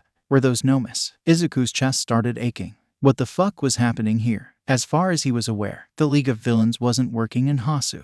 It didn't make sense. Was there anything in Hasu they would be interested in? If they wanted All Might, it would be better to go after him at Misutafu, unless... The boy slammed the door open as he ran down the hallways. Stain, could they possibly be working together? If they were, it explained why they were there. Izuku reached his back pocket to get his phone. He needed to call Sir. He needed to do something. He was going to call him, really, but one thing caught Izuku's eye before he could. Izuku had texted Ida as soon as he arrived at Team Idaitan Agency, asking how his internship was going. It showed that it had been seen. Ada usually replied within 3 minutes after reading it, so something was off. Definitely. Hey, kid, Night Eye told me to not let you engage in any fights. You have to stay here. A man wearing an All Might hoodie that was sitting in one of the waiting benches called him. Izuku was sure he didn't know who the man was, but that didn't matter. He couldn't stand there. He needed to find Ida. He needed to be sure his friend didn't get into a bad situation. Izuku had failed at helping Tensei. Then the least he could do was make sure Tenya wouldn't make stupid decisions. Make sure Tenya didn't die for some stupid decision. I am sorry, I need to find someone. It's important, Izuku said as he ran to the other side, rushing outside the door. He could hear the man running after him. It would be a problem if they ran into a villain given that Izuku could barely protect himself, so he needed to explain to the man why he couldn't be coming along. But it would take time Izuku didn't have. You can't come with me. It's dangerous, he screamed as he saw the man get closer to the ground and touch it, starting to glide closer to Izuku. I can take care of myself, he said once he started running alongside the green-haired boy. Where are we going? Izuku wasn't sure how to answer the guy. Was he seriously not trying to stop him? The boy had to hide his smile. This was not what he expected. Are you really not going to stop me? The man looked at him with a confused face. No, I mean, you said it was important, right? He said lightly. But I did promise Tensei and that creep Night Eye to keep an eye on you, so I'm not actually breaking any rules if I stick around. Izuku swallowed hard. When had he seen Tensei? Was it when Izuku was asleep? Was Tensei okay? Was he mad? He is fine, kid, don't worry. A bit tired from the reaction he had, but he is going to be okay, the man frowned. Except for the whole walking part, sadly. Izuku bit his lip hard to avoid shedding tears. He knew it. He was aware that he wasn't able to help the hero, but it hurt. It physically hurt. So, what are we going to do? Only then Izuku realized the man had great stamina. They were both running for a while now and he was still able to speak normally. Tensei Ada's brother is here in Hasu for internships. Izuku looked at the streets. There were a lot of people that seemed scared, but thankfully they hadn't met with any nomas yet. If the numbers were as big as Izuku imagined it to be, it was a matter of time. I'm his friend. I need to find him. You see, I get it. The kid must be feeling lots of things after what happened to Tensei. It's really heroic of you to want to help him. I'm with you in this. Izuku smiled weakly. He liked the man, he really did. Maybe it was the hoodie. Maybe it was just how easygoing he was. But something in him made Izuku kind of relate. He didn't even know the guy, so it was weird. I'm Izuku Midoriya, by the way, but my hero name is Phantom Thief, he said while looking at the other one's face. Nice to meet you, Phantom Thief. My name is Koichi Hamawari, but since we're probably going to do some illegal stuff, you should call me by my vigilante name. Izuku's eyes widened. He was a vigilante. It made sense, really, having a speed quirk and being friends with Ingenium. Izuku was definitely not surprised. Maybe just a bit. It wasn't his fault he didn't know vigilantes that well. After all, TV always told them vigilantes were as bad as the villains. But Hamawari didn't seem so bad like they made it to be. I go by the crawler. All for one's hand was aching. And it wasn't because of how hard he had clenched his fist. He was angry. No, not angry, furious. He had no idea he could ever feel such a primal and ferocious emotion. He had been through a lot. He had felt pleasure at seeing people cry for help, pray for mercy. He, back in the day, had feasted from causing pain, from stealing lives and identities. He had tortured, killed, and mutilated. And all of those had made him feel good. But now, none of those seemed so brutal as what he wanted to do. Who had made his son's life miserable? Who had made him jump off of a building? Who would he enjoy ripping up piece by piece, torture in the most disgusting and painful way? Who? That was what he planned to find out sooner or later. He found out Izuku was in Hasu for the night. Thankfully, he had his servant Kurogiri to help him. He just wanted to find the boy and bring him to his lair. If he needed to cause trouble, then be it. But he would meet his son again. He would care for him, more than society did, for sure, more than anyone did. And once he found Izuku, once he had him again, he would make sure the boy would never have to go through any of that again. He would never suffer. What could he say? He just cared too much. He couldn't help it. And the person, or people, who drove his prince mad would pay greatly. Ida, Izuku yelled again. He was taking the streets while Hamawari checked the roofs. Izuku figured that, if Stain was going to act, he would have used the distraction that the Nomas provided. Even if he wasn't related to the League, it was a good opportunity to not be tracked since most heroes would focus on destroying the bigger threat. Tenya. Hamawari's voice echoed from somewhere Izuku couldn't identify. A loud noise of metal some meters in front made Izuku run. He hoped Hamawari had heard it, but he wouldn't scream and give away his position. His quirk needed contact to work, and Stain's main weapons were knives, which made it really dangerous for Izuku. The loud sirens and screams hid Izuku's running, but a voice wouldn't be that easy to hide. That is why you die here. A weird voice echoed from the alley ahead. See ya. You shall be an offering to a just world. Shut up. Ada's voice echoed loud and clear. What would Izuku do? He needed to think. He could make the man faint, right? That would be the best option in the end. But he needed to be careful. Izuku looked at the alley, making sure to be in a position where he could not be seen. Ada was laying on the ground, his abdomen facing down, and Stain had a foot pressed on Ada's head, making it unable to move. By their side was the hero native, bleeding and unable to move. Izuku really didn't have that many options. He had a regeneration and shock absorption quirk, which wouldn't help him with stealth. The best option would be jumping from a high position and take advantage of the surprise element. But it would take time to climb, and Ada didn't have that long. Izuku was about to panic when he heard someone calling for him quietly. Himawari, jump on my back and hold tight, the man whispered. Izuku obeyed. He didn't know the man's quirk worked on vertical surfaces, but, well, he wouldn't complain. He should focus only on bringing Ada back to safety. I'm going to try to make Stain faint. Please take native so safety and call other heroes, without a single hint of hesitation. Himawari nodded, pulled his hood so it covered his head, and then got down to the ground. Izuku breathed deeply. He had shock absorption and regeneration. He wouldn't die. It wouldn't happen. Still, he was shaking. The last time he jumped off a building. Well, it was a whole other situation, right? Things changed. Tsukauchi's words came to his mind. Please, Midoriya, I don't want to have to worry about having you jumping off a roof again. For some reason, Izuku felt like it wouldn't be the last time he did this. He wanted to have more time so he could make peace with the idea. He couldn't panic now. But when Stain lifted the sword right above Ada's head, Izuku's feet moved without him thinking. He couldn't breathe as he felt the sensation of falling without anything to help him. His clenched jaw ached and some tears started to form. As he hit the ground, Izuku rolled just like Mr. Shimura had taught him. He was going to reach it. He could see the skin on Stain's shoulders. Just one touch, it was all it took. But his hand only met air. Stain had jumped a few meters away, glancing deadly at Izuku. My, Midoriya, Ada exclaimed. I came to help, Ada. We'll get out of here. Izuku saw by the side of his eye Himawari getting native and running away. Gliding away. It was now just Ada to protect. He could do it, right? He had to be able to do it. Can you move? It was going to be hard, but if Ada could run away, they could avoid fighting. And since Stain had actually killed pro-heroes, Izuku wasn't looking forward to see if he could beat him. No, ever since he cut me, I can't move. I think it's his quirk. Oh, great. Exactly what he needed. How was he going to fight? He wouldn't be able to do this alone. Izuku reached his back pocket for his phone. He wasn't able to see the screen, so he just hoped he had good practice on using it. This was not how he planned on spending his night in Hasu. Izuku Midoriya knew time was a social concept that passed differently for everyone, but he wished it wasn't.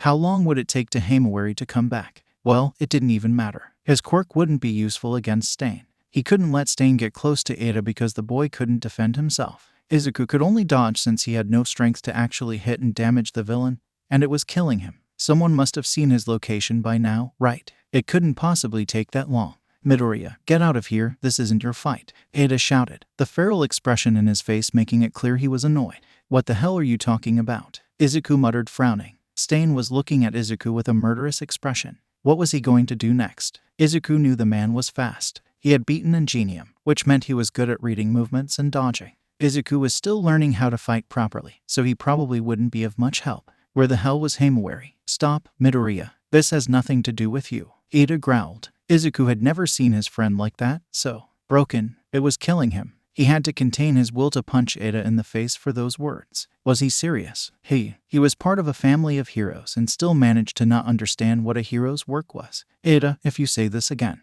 Izuku started with his jaw clenched and without taking his eyes off of Stain.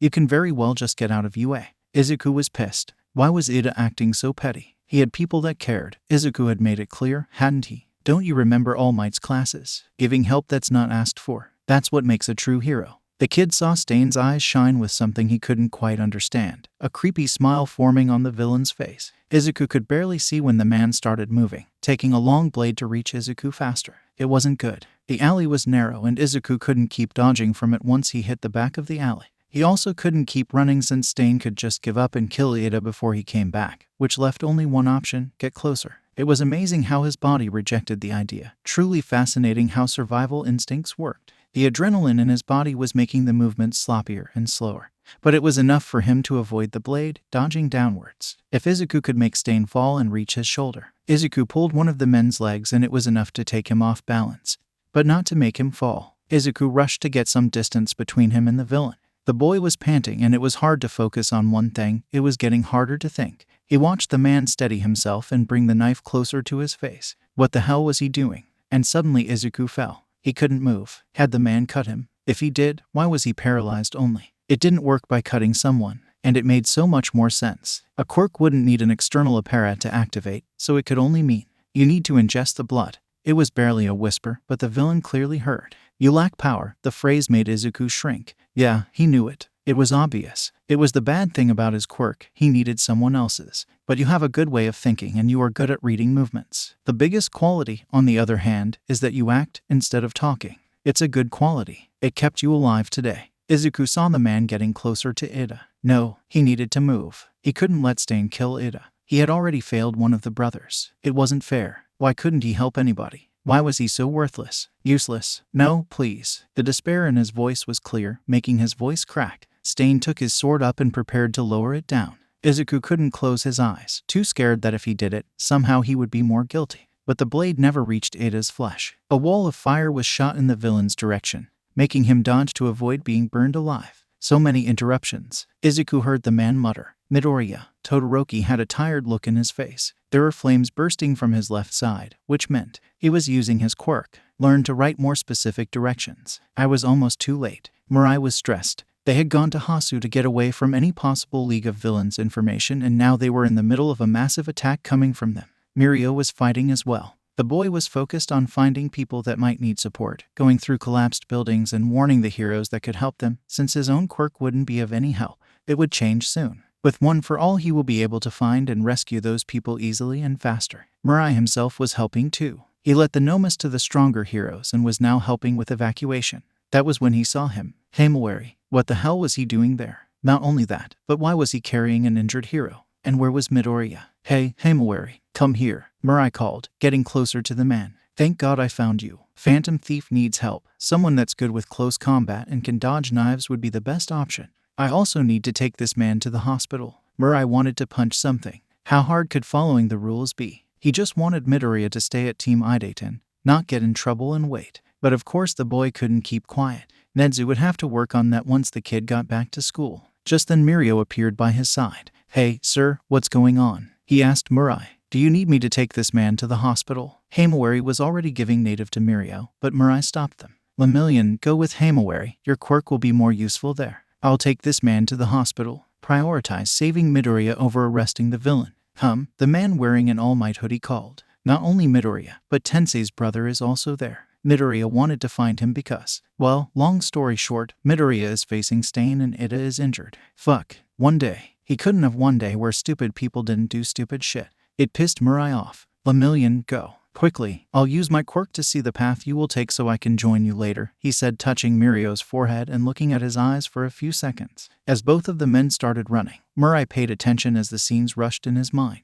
It was a good thing he had practiced his memory. The path wasn't complicated, but in the dim light of the night he could get confused. He then started rushing to the hospital. The faster he got there, the faster he could call reinforcements. Todoroki made Stain retreat a little with another fire jet. Izuku was glad he was on the ground, so they didn't reach him. He wanted to move or be more helpful. Even though Todoroki had a strong quirk, it didn't mean it would be much useful. Stain's quick thinking and movements made it impossible to trap him in ice, and the fire would just move him far away. And if they wanted to capture the man, he needed to be immobilized. And they couldn't kill him as Ida must have planned. So anything like burning him to ashes was out of table. We need to endure a bit more. Crawler will be back with reinforcements soon, Izuku said when Todoroki got closer, pulling him to be on Ida's side. Endeavor is also coming here. Eventually, the boy said with a concentrated look. Do you think you're able to keep fighting until they come here? Izuku's voice was filled with doubt. What if it wasn't enough? What then? Yes. Izuku watched Todoroki get closer to the villain. You match the descriptions. I won't let you escape. Hero killer. Todoroki was a master in keeping a bland face, so Izuku figured that must be his expression since he couldn't actually see it.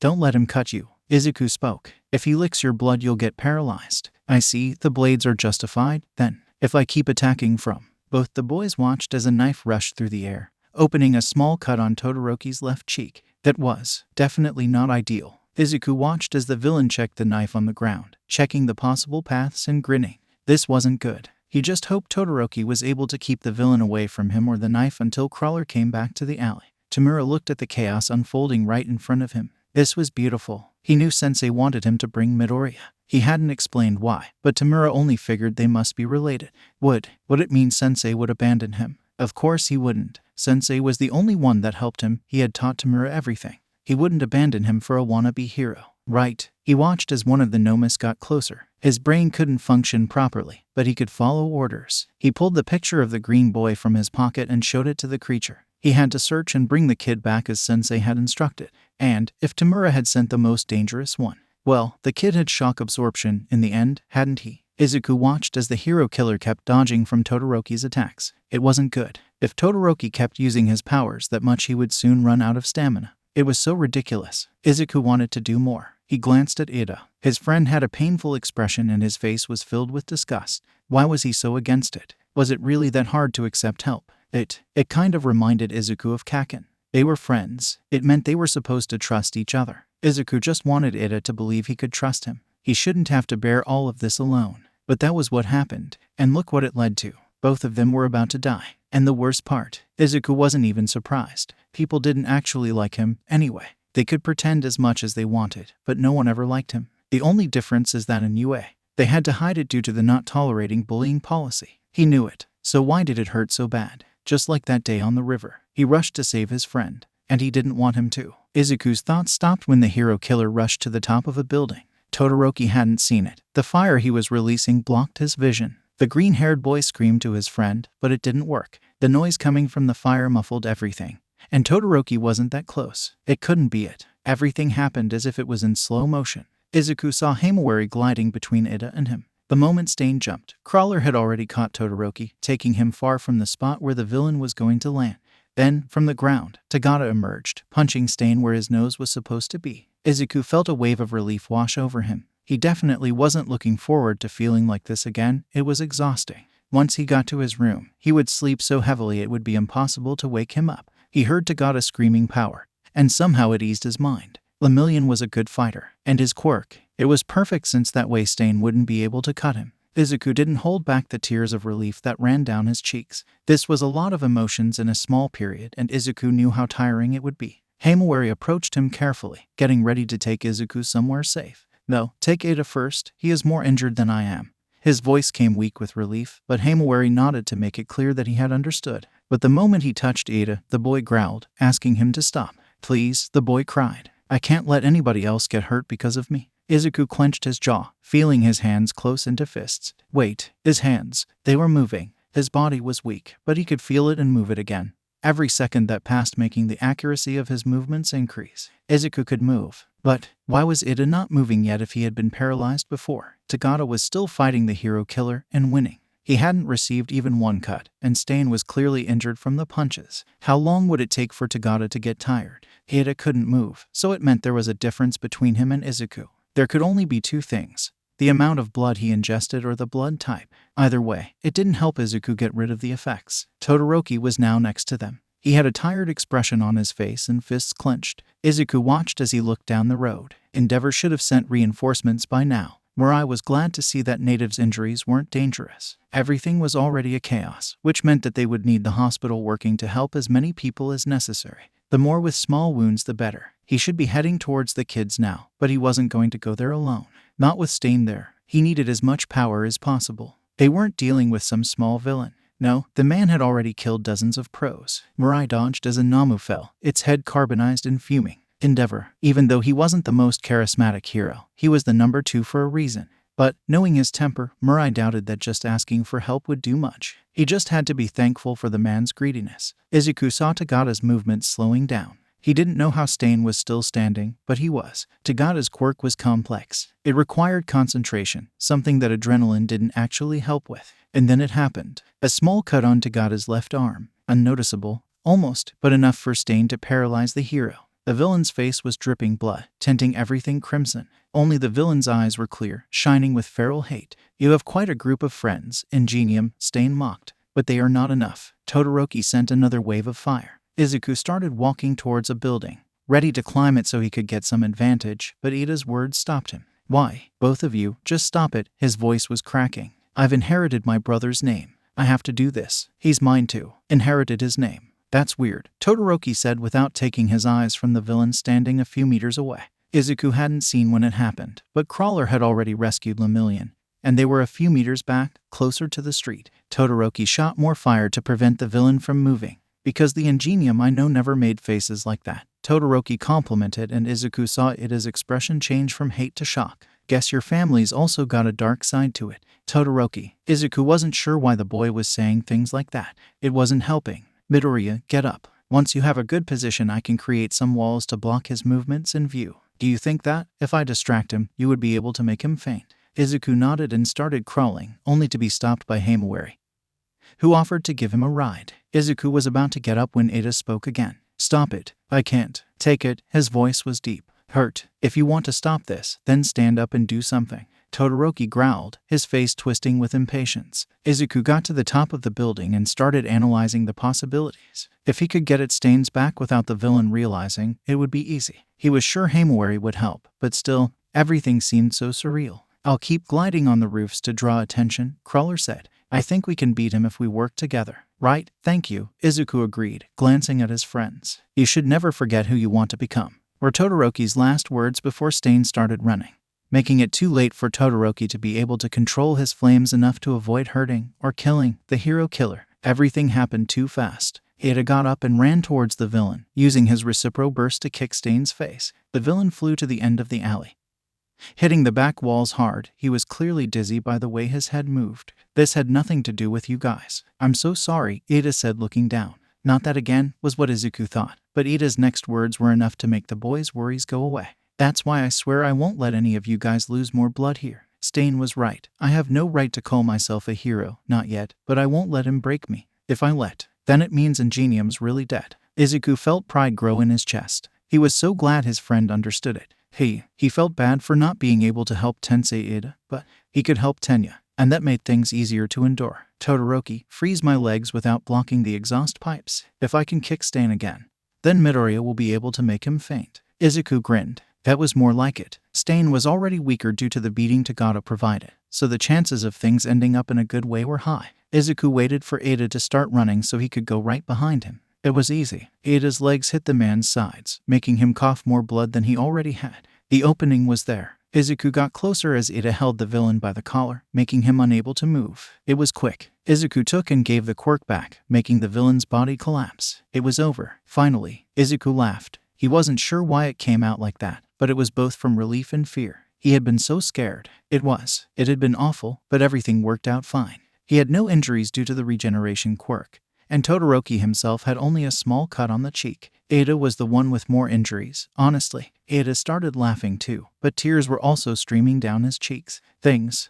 would be fine. It was just a way for them to process it all. But both of them stopped once they heard the footsteps. Sir Night-Eye was accompanied by Endeavor and other heroes. They all looked at the scene. Stain, bloodied, lying peacefully on the ground while two kids were standing nearby. One was in the middle of the way and a paralyzed third-year student was sitting by their side. There was no sign of Crawler, but it didn't surprise Izuku. Other heroes may not be very fond of the idea of letting a vigilante escape, but the funniest part of it all was the horror in their faces, almost as if they couldn't believe what the kids had managed to do. Midoriya, Sir called while he pinched the bridge of his nose. What, in the name of God, happened? Mirai was tired. As he tied the hero killer down, the men couldn't stop glancing at Midoriya, who was, now, helping Mirio to get up. Both of them seemed fine and uninjured. Endeavor was talking with his son a few meters back, which made Mirai unable to hear, but, by the look on the kid's face, it wasn't a pleasant talk. Tensei Ida's brother was standing next to a wall, talking with some of the heroes that accompanied Mirai here. The kid was bleeding a lot.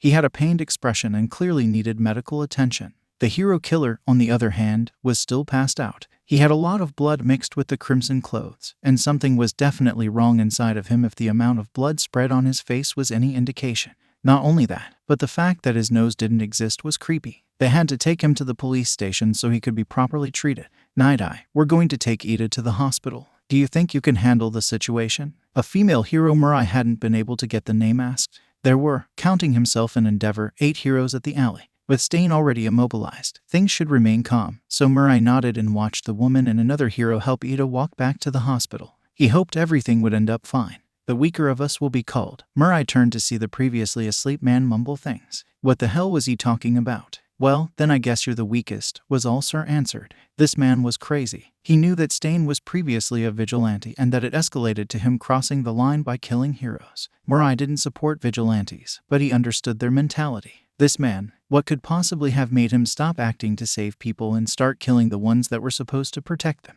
He didn't know, but supposed it was probably something bad. People didn't just kill because they felt the urge to do so. People like this, like Stain, were a product of abuse, violence, neglect. As much as Mirai, Toshinori, and other heroes tried, there were things they couldn't stop. Mirai should know. He knew several things he couldn't change. The burden his quirk brought was, some days, unbearable, and he just wanted to forget everything he saw. But he couldn't. That was the worst part. There were people that suffered and heroes couldn't actually help. It was a flawed system, surely, just like any other. But it was the best option for decades, for centuries, even. This society is rotten with unworthy heroes. Blood came out of the man's mouth while he coughed. These kids really had kicked him hard. It will collapse sooner or later. I'm just doing my job helping people to see the truth. The only hero that I will allow to kill me is the true hero. Mirai wasn't sure what to say. The man was clearly not thinking straight. The pain must have been unbearable. He was probably hallucinating. He signed for some heroes to come and help take the man away. They needed to make sure he wouldn't escape, and the safest option would be transporting him with a police van. But Mirai didn't want to risk waiting too long. Besides, there was a police station not too far from this place, if he remembered correctly. Good thing that no one wants you dead here. Two of the heroes got Stain up, making him walk. "We are not going to kill you. You'll just get a long time to think about all." A deafening scream echoed through the area. Once he heard the sound, Mirai's head turned around so quickly that it could have given him a crick. There was a Namu flying. Its screams got louder once he started diving towards the floor. Was it here for Stain? If he and the League were working together, it made sense. They were out of the alley now, which led Stain exposed. They couldn't let the Namu take him. Where was Endeavor? He was the only one out of this group that was able to fight against those monsters. Mirai saw orange flames out of the corner of his eyes. Endeavor had been meters away and started running towards the creature. The timing would be perfect. It would, if the creature was actually looking for Stain. Mirai's eyes widened once he saw a green-haired kid that had been a few meters closer to the monster being taken off the floor. The winged beast grabbing him by the arms and starting to fly away as quickly as he had appeared. Mirai's first thought was to look for someone that could fight in the air, but there wasn't anyone. The man was about to freak out when he saw the crimson figure rushing towards the Namu. Mirai wasn't sure what he thought was happening, but one second the beast was taking Midoriya away and on the next it was laying on the ground.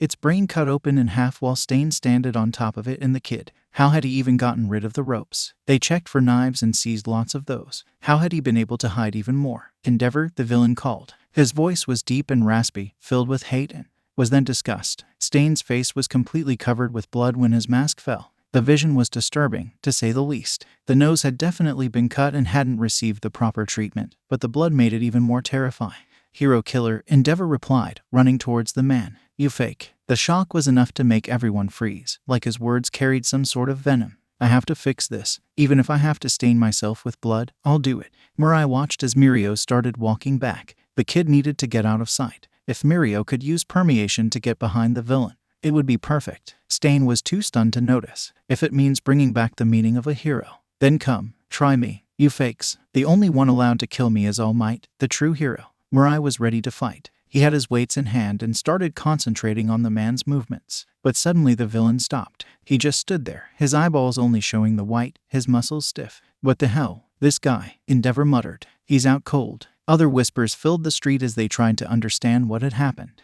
Mirio appeared behind the villain and made sure to tie his wrists tightly with a piece of rope they found in the alley. Mirai noted to add handcuffs to his own gear. As they led the villain to the police station and the kids to the hospital, he had a weird feeling running down his spine. Midoriya seemed fine. And his body probably was since it had a regeneration quirk now, but it didn't help much mentally. He had jumped from trauma to trauma in less than 24 hours. It shouldn't be easy. Besides, if their concerns regarding Izuku's father were true, it could have explained the Namu. Nezu wasn't going to enjoy this at all. What was he supposed to do with this kid? Izuku felt like shit when he woke up. He was tired. His body was fine, but mentally, he didn't want to get out of bed. But he knew he had to. Sir had promised him that they could visit Ida and Todoroki after they left Hasu, but it didn't actually help Izuku to calm down. He was sure they were going to see Tensei Ida again. And the boy wasn't sure he was going to be able to stare at the man's eyes and say that he wasn't going to help him. Nonetheless, Izuku also knew that not going would be rude of him. He just had to deal with it. He was used to people saying he was useless, of course, but it was different when you thought this person was amazing. Izuku just He wished he had more time to prepare. As soon as Tagata called him, Izuku breathed deeply. He wasn't using his costume, and it felt right. He wasn't going to do any heroic things, so he shouldn't dress up as if he was. He tried not to think too much about it along the way. They passed through streets, the lobby, the reception, the hallways. Why did it have to happen so fast? He didn't even see time passing. He didn't realize they had already reached the hospital. Izuku just needed a minute to calm himself down. Everything was happening so quickly, it felt hard to breathe. They passed through the same hallways they had the day before. Why was he going to see Tensei first? Was it normal to feel dizzy? Midoriya, you have nothing to worry about, Sir said, putting a hand on his shoulder gently. The gesture was calming. I'm fine, Sir. Ria. You shouldn't be fine, kid. Not after everything that happened yesterday. I'm sure it must have been terrifying. And you don't have to be strong and pretend it didn't take its toll. I know why you're worried right now, but you don't have to be. Izuku watched as Sir seemed to ponder if he should or shouldn't say something. Just wait until we get there, okay? Izuku nodded. There wasn't anything he could do, anyway. But what did Sir mean by saying he shouldn't be fine? Heroes always were fine. All Might didn't let himself get scared by a villain. All Might always smiled. But at USJ he hadn't smiled. Why? Was it because he was scared? Of course not. It's All Might. He never gets scared. So what could it be? The door to Ida's room opened, interrupting Izuku's thoughts. He saw Tensei Ida laying on the bed, reading something. There was a doctor inside that greeted Sir and grabbed some papers inside a folder. Mr. Sasaki. The doctor smiled, gesturing for the man and Izuku to get closer. We did the tests you asked us for and the results came this morning. The doctor grabbed a sheet of paper and handed it to Sir. Apparently you were right. The saliva we collected after Mr. Ida's seizure presented an extra pair of chromosomes. I'm not completely sure about the results you asked me to, but as far as speculation goes, it is a strong possibility. Besides, Mr. Ida already agreed with it and signed the necessary papers. Izuku's eyes widened. What? Another pair of chromosomes? It wasn't possible, right? Unless his quirk did it, which could explain why the man had such a severe reaction. Messing with genetics wasn't good. That was obvious. Did it mean Izuku's own genetics was different? His quirk made Izuku's body able to endure this, but would it have a limit? Did it mean it was dangerous for him and for others? Midoriya, I think we found a solution for our problem, Sir said with a small grin. What? Izuku whispered, too afraid to ask. What was he talking about? Mr. Ida's body reacted badly to the new pair of chromosomes. The doctor started explaining. So it means you can't add another quirk to his body without it getting damaged. But, fortunately, you're able to take quirks as well. If you take his quirk, the engine one, it makes his body quirkless and you will be able to replace it by the regeneration quirk for as long as it takes Ida to heal. Once the process is done, you take the regeneration quirk and give him his engine back, without risking his body reacting to it. Izuku wasn't sure what to do. Would it even work? What if Ida's body couldn't take it either way? What if it didn't work? What if he hurt Tensei again? It was too much. He couldn't make Mr. Ida go through this again. Getting his hopes up just to be crushed. It was too cruel. Izuku knew it. He had had his dreams crushed his entire life and it was something he didn't wish for anyone. Midoriya, the voice from the bed called him. It wasn't your fault what happened before. And I understand you might be worried, but I really don't have anything to lose. Only then Izuku had the courage to look at the man. He had a peaceful smile on his face, and his hands rested on top of his lap. Tensei Ida looked happy. Why was he happy? He should have been angry for Izuku lying. Even if it wasn't his intention. He had the right to be mad. It may work. It has great chances actually. But it's something we cannot tell unless it's tested. The doctor encouraged. Quirk's origins are a mystery for us, and probably will always be. We don't have much study on quirks like yours, especially since it's the first case I've ever heard of, but I'm a doctor. If it can help Mr. Ida and he is comfortable with it, there's nothing holding us back. If it works, it may be revolutionary. Izuku couldn't think properly. It was all too clouded, too foggy. He didn't even understand why his head felt like that. Why couldn't he even do that right? The only thing he wanted was to cry, go home and cry, call Tsukauchi and let him tell Izuku that everything would be fine. Eat the katsudon his mother made and forget everything. He didn't like this. He could hurt someone. Again, why was his body so against it? The idea of giving the quirk to Tensei Ida. It terrified him. He was already breaking out in a cold sweat. Oh okay, his voice was shaky but he still walked towards the man. He couldn't say no after this. His hands were shaking once he was centimeters away from the skin. He needed to do this. It was a good thing. Tensei wanted this. Are you sure? I am. Ida's voice was so certain, so confident. Why couldn't Izuku trust it? He touched the man, feeling the quirk flowing all around his body. It was too easy to pull, and it made Izuku's mind relax a little. He made sure to keep it hidden, or at least try to. Since it was a physical quirk, it was easier to see if it worked, and it was good training that he had no other way of having. Then, Izuku searched for the regeneration one and pushed it to Ida's body. The moment Izuku's hand got away, they stiffed a bit. Was this worry? It must have been. He saw Ida's chest stiffening. Was everything all right? Mr. Ida, how are you feeling? The doctor asked. Izuku refused to get away, ready to take the quirk away at any second. It stings. My back stings, he said, and then they saw a small twitch on his big toe. Izuku's eyes turned to see the man's face. He was crying. Did it hurt? It probably did. But it worked. It actually worked. The boy felt the tears running down his cheeks and his hand being squeezed. Tensei Ida smiled broadly as his feet started to move slowly, but it became easier by the second. It worked. He had been able to help someone with his villainous quirk, and even though he had fought and won the fight against the villain the night before, this felt so much better. His power had been able not to just take things away, but to give them back. It was the most he could have wished for during his entire life. He didn't even know why he was crying that bad. He didn't know what the hell was going on.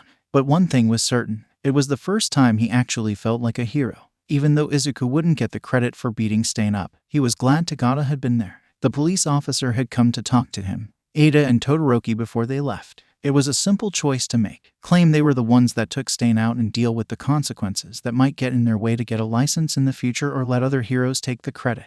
Obviously, all of them decided to let another hero get the credit. If Tagata hadn't been there, the credit would most likely go to Endeavor. After what happened at the sports festival, Izuku was positive he didn't want that to happen, but since Tagata already had his provisional license, it didn't.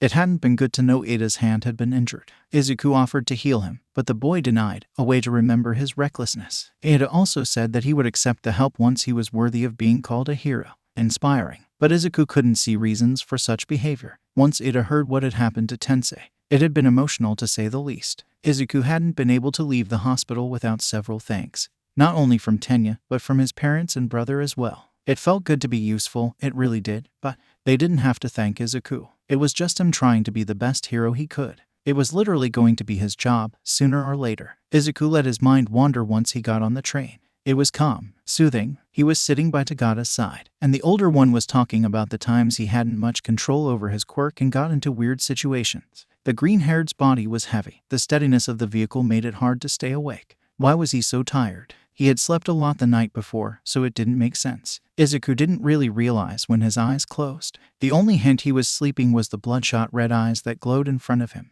Another nightmare. Mirai waved as Midoriya and Mirio got out of his agency, both going towards the train station. They got back to his town on the fourth day, which meant they still had another day together. Mirai had spent the night at Night Eye Agency since Midoriya staying there was part of the internship. There were a couple of beds there, which they usually used when they were investigating some major case and needed to take some naps. The important detail here was that both of the beds stayed in the same room. Mirai wasn't much of a heavy sleeper, probably the product of years seeing the rotten part of society, which meant he saw the times Izuku woke up panting. 3 times. In one night he had woken up from nightmares 3 times. It definitely wasn't good. He needed to tell Hound Dog what happened. Technically they couldn't. Stain didn't fight with Midoriya in official documents, but Mirai wasn't fit for helping the kid. He could barely help himself, honestly, so he wasn't sure what to do. He only knew he couldn't just let things like that. Not because he was scared it would kange the boy, no, far from that. If anything, these last few days with Midoriya made him sure the kid didn't have a single evil bone in his body. But the kid was suffering. It was a hero's job to save people. And right now Mirai felt like lots of things. None of those were a hero. He spent the last internship day talking with Midoriya. He had to try, at least, to make the mood lighter. He let the boy ramble about All Might and ask questions about the man. Midoriya really liked Toshinori. It was sad that he couldn't reveal his identity. He cared so much for the boy. Mirai told about the missions they did together and the kid wouldn't stop taking notes. He even asked if he knew what exactly was All Might's quirk. The man didn't say, obviously. It's the secret to world peace. Not exactly a lie, but it only came out as a joke. And the worst part now was that he understood why Toshinori had asked if the boy could be the next one for all holder. He was a true hero. He had the qualities, and even reminded Mirai of Toshinori himself. It was so sad that the kid wasn't going to be able to take it. Mirai breathed deeply as he reached his office. His phone was at the table and the sight of it made the hero groan. He had to call Toshinori. He had to talk about the Namu and how it had tried to take Izuku. He turned on the TV while dialing. They couldn't stop talking about the hero killer and his moral code. Was it that hard to understand he killed people? He killed so many innocent heroes, people that had tried their best to help, to do good things. It didn't matter that he thought all heroes should be like All Might. It wasn't possible. Society was flawed, and quirks were different. Even though it might seem a good idea, each person had its own personality, its own motivation. For everybody to be like Toshinori, everybody should think like him. And Mirai knew how hard it was. He knew himself wasn't like Toshinori. Toshinori was impulsive, reckless. His quirk allowed him to. Mirai's quirk, on the other hand, he couldn't just run into a collapsing building to save people. It would be suicide. Hello, Mirai heard the voice coming out of the phone. Toshinori, are you at UA? Right now. Yes, I am. Do you need anything? The confusion in the man's voice was clear. I need you to find Nezu. I have something to tell both of you regarding Midoriya.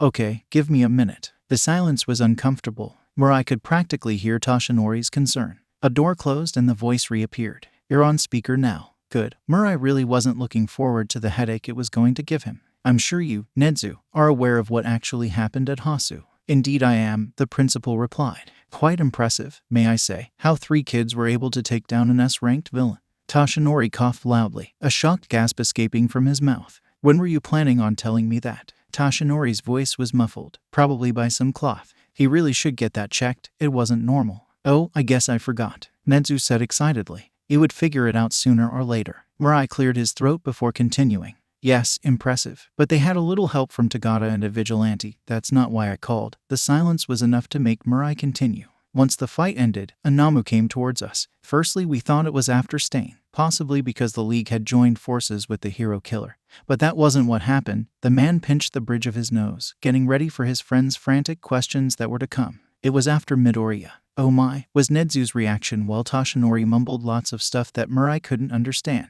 I know it is still not evidence, but I can't think of a reason for them to want the kid. It would be too dangerous since he could easily steal any of their quirks. They would need a reason to risk this, a good reason. The possibility of making Midoriya change sides is too tiny to be enough. They saw him at the sports festival. They saw him at USJ. If they tried to take him, it means that probably All for One is alive, Nezu said, and the possibilities of them being related is higher. Yes, but not only that, Mirai said, feeling a weird sensation in his stomach, almost like regret. Toshinori needs to give One for All to the next holder as soon as possible. They need to train a lot. All for One is no longer quiet, and the League of Villains is active. I think they're planning another attack soon, and as much as I trust you, Toshinori, we both know that. The sensation got stronger. Toshinori, his fight, he would die. He needed to pass One for All before that, or else it would be lost forever. It pained Mirai to think about it, but it was the truth. The ugly, disgusting truth. You can't face him. And in this moment, Mirai wished his quirk to be wrong.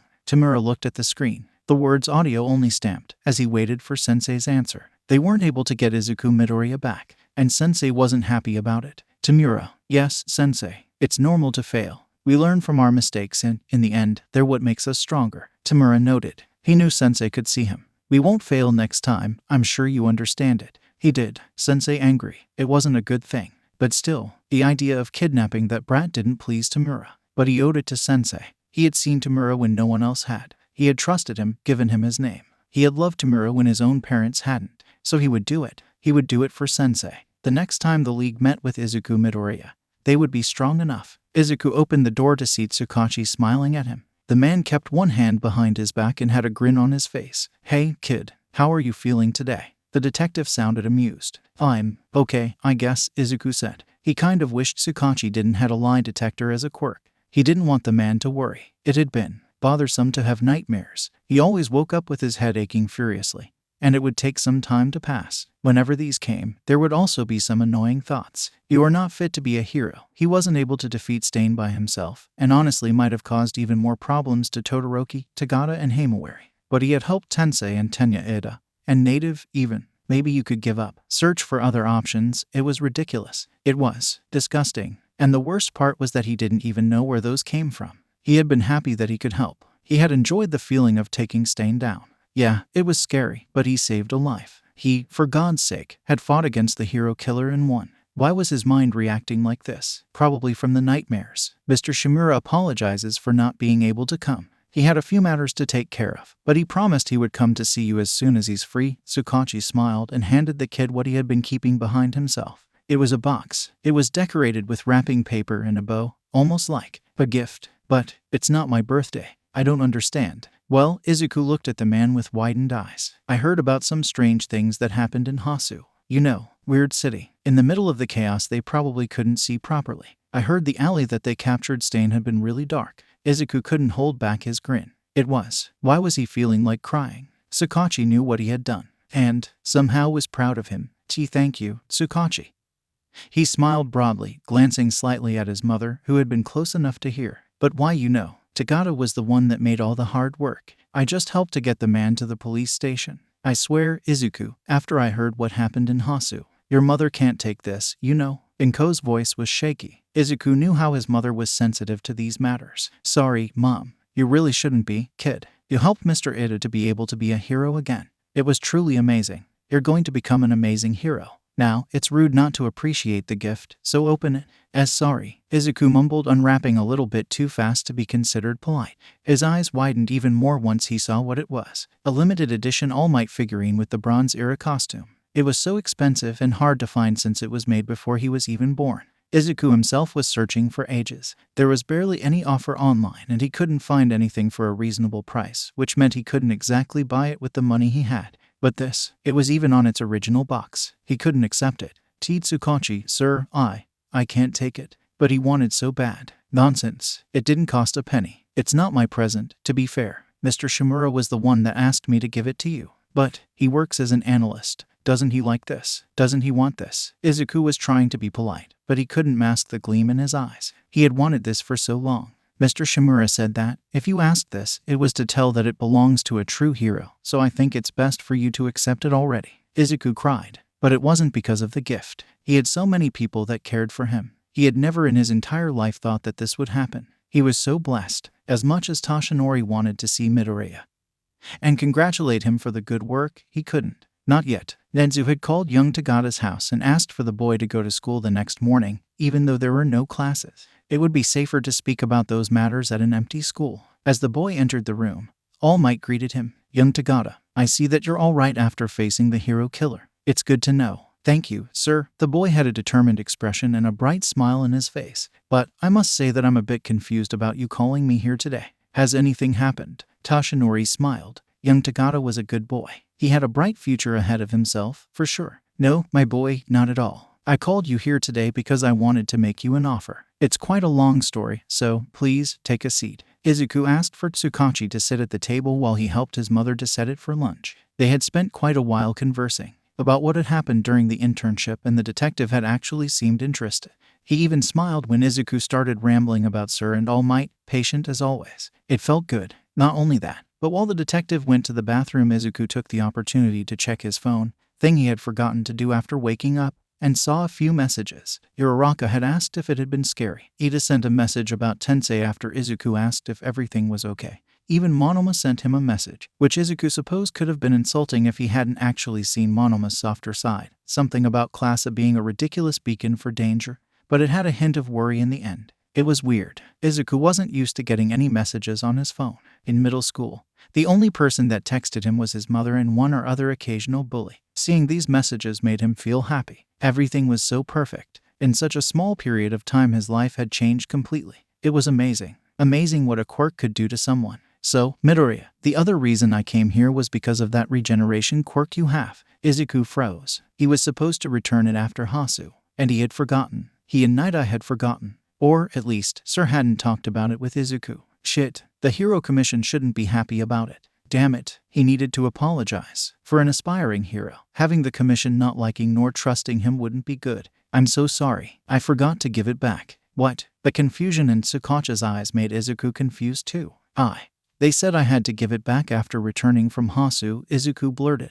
But I went straight to Night Eye Agency, so they're probably mad. Tsukauchi laughed a bit. An airhead just like Toshinori. Izuku thought for a moment before remembering Mr. Shimura's first name. He liked Mr. Shimura. It felt good to be compared to him. But don't worry about it. I'm here because the commission asked me to make an offer. Oh, okay. Izuku felt his heart racing. It couldn't be right, could it? After seeing the results of the quirk on Tensei Eda, they offered you to keep it with a few conditions. If you agree on keeping the quirk, they would want you to also agree on helping heroes that become injured in ways that might be irreversible otherwise. With the League of Villains out there, they want as many heroes as possible to be in shape. Keeping it would make things easier since you could go right to the place when needed, saving time that could be lethal if you had to take the quirk from that Namu every time. Izuku nodded. Everything seemed good. Too good. There was no reason for him to reject the offer. This would give you a provisional license that would allow you to use your quirk only in those situations, pretty similar to the licenses given to doctors. The difference being that your actions will only be allowed if the commission authorizes or demands it. Tsukauchi breathed deeply. They won't give you any privileges, meaning that you will have to go through the same exams as your classmates to get your provisional hero license, and, if needed, you will have to leave your school classes if the situation is urgent, which might.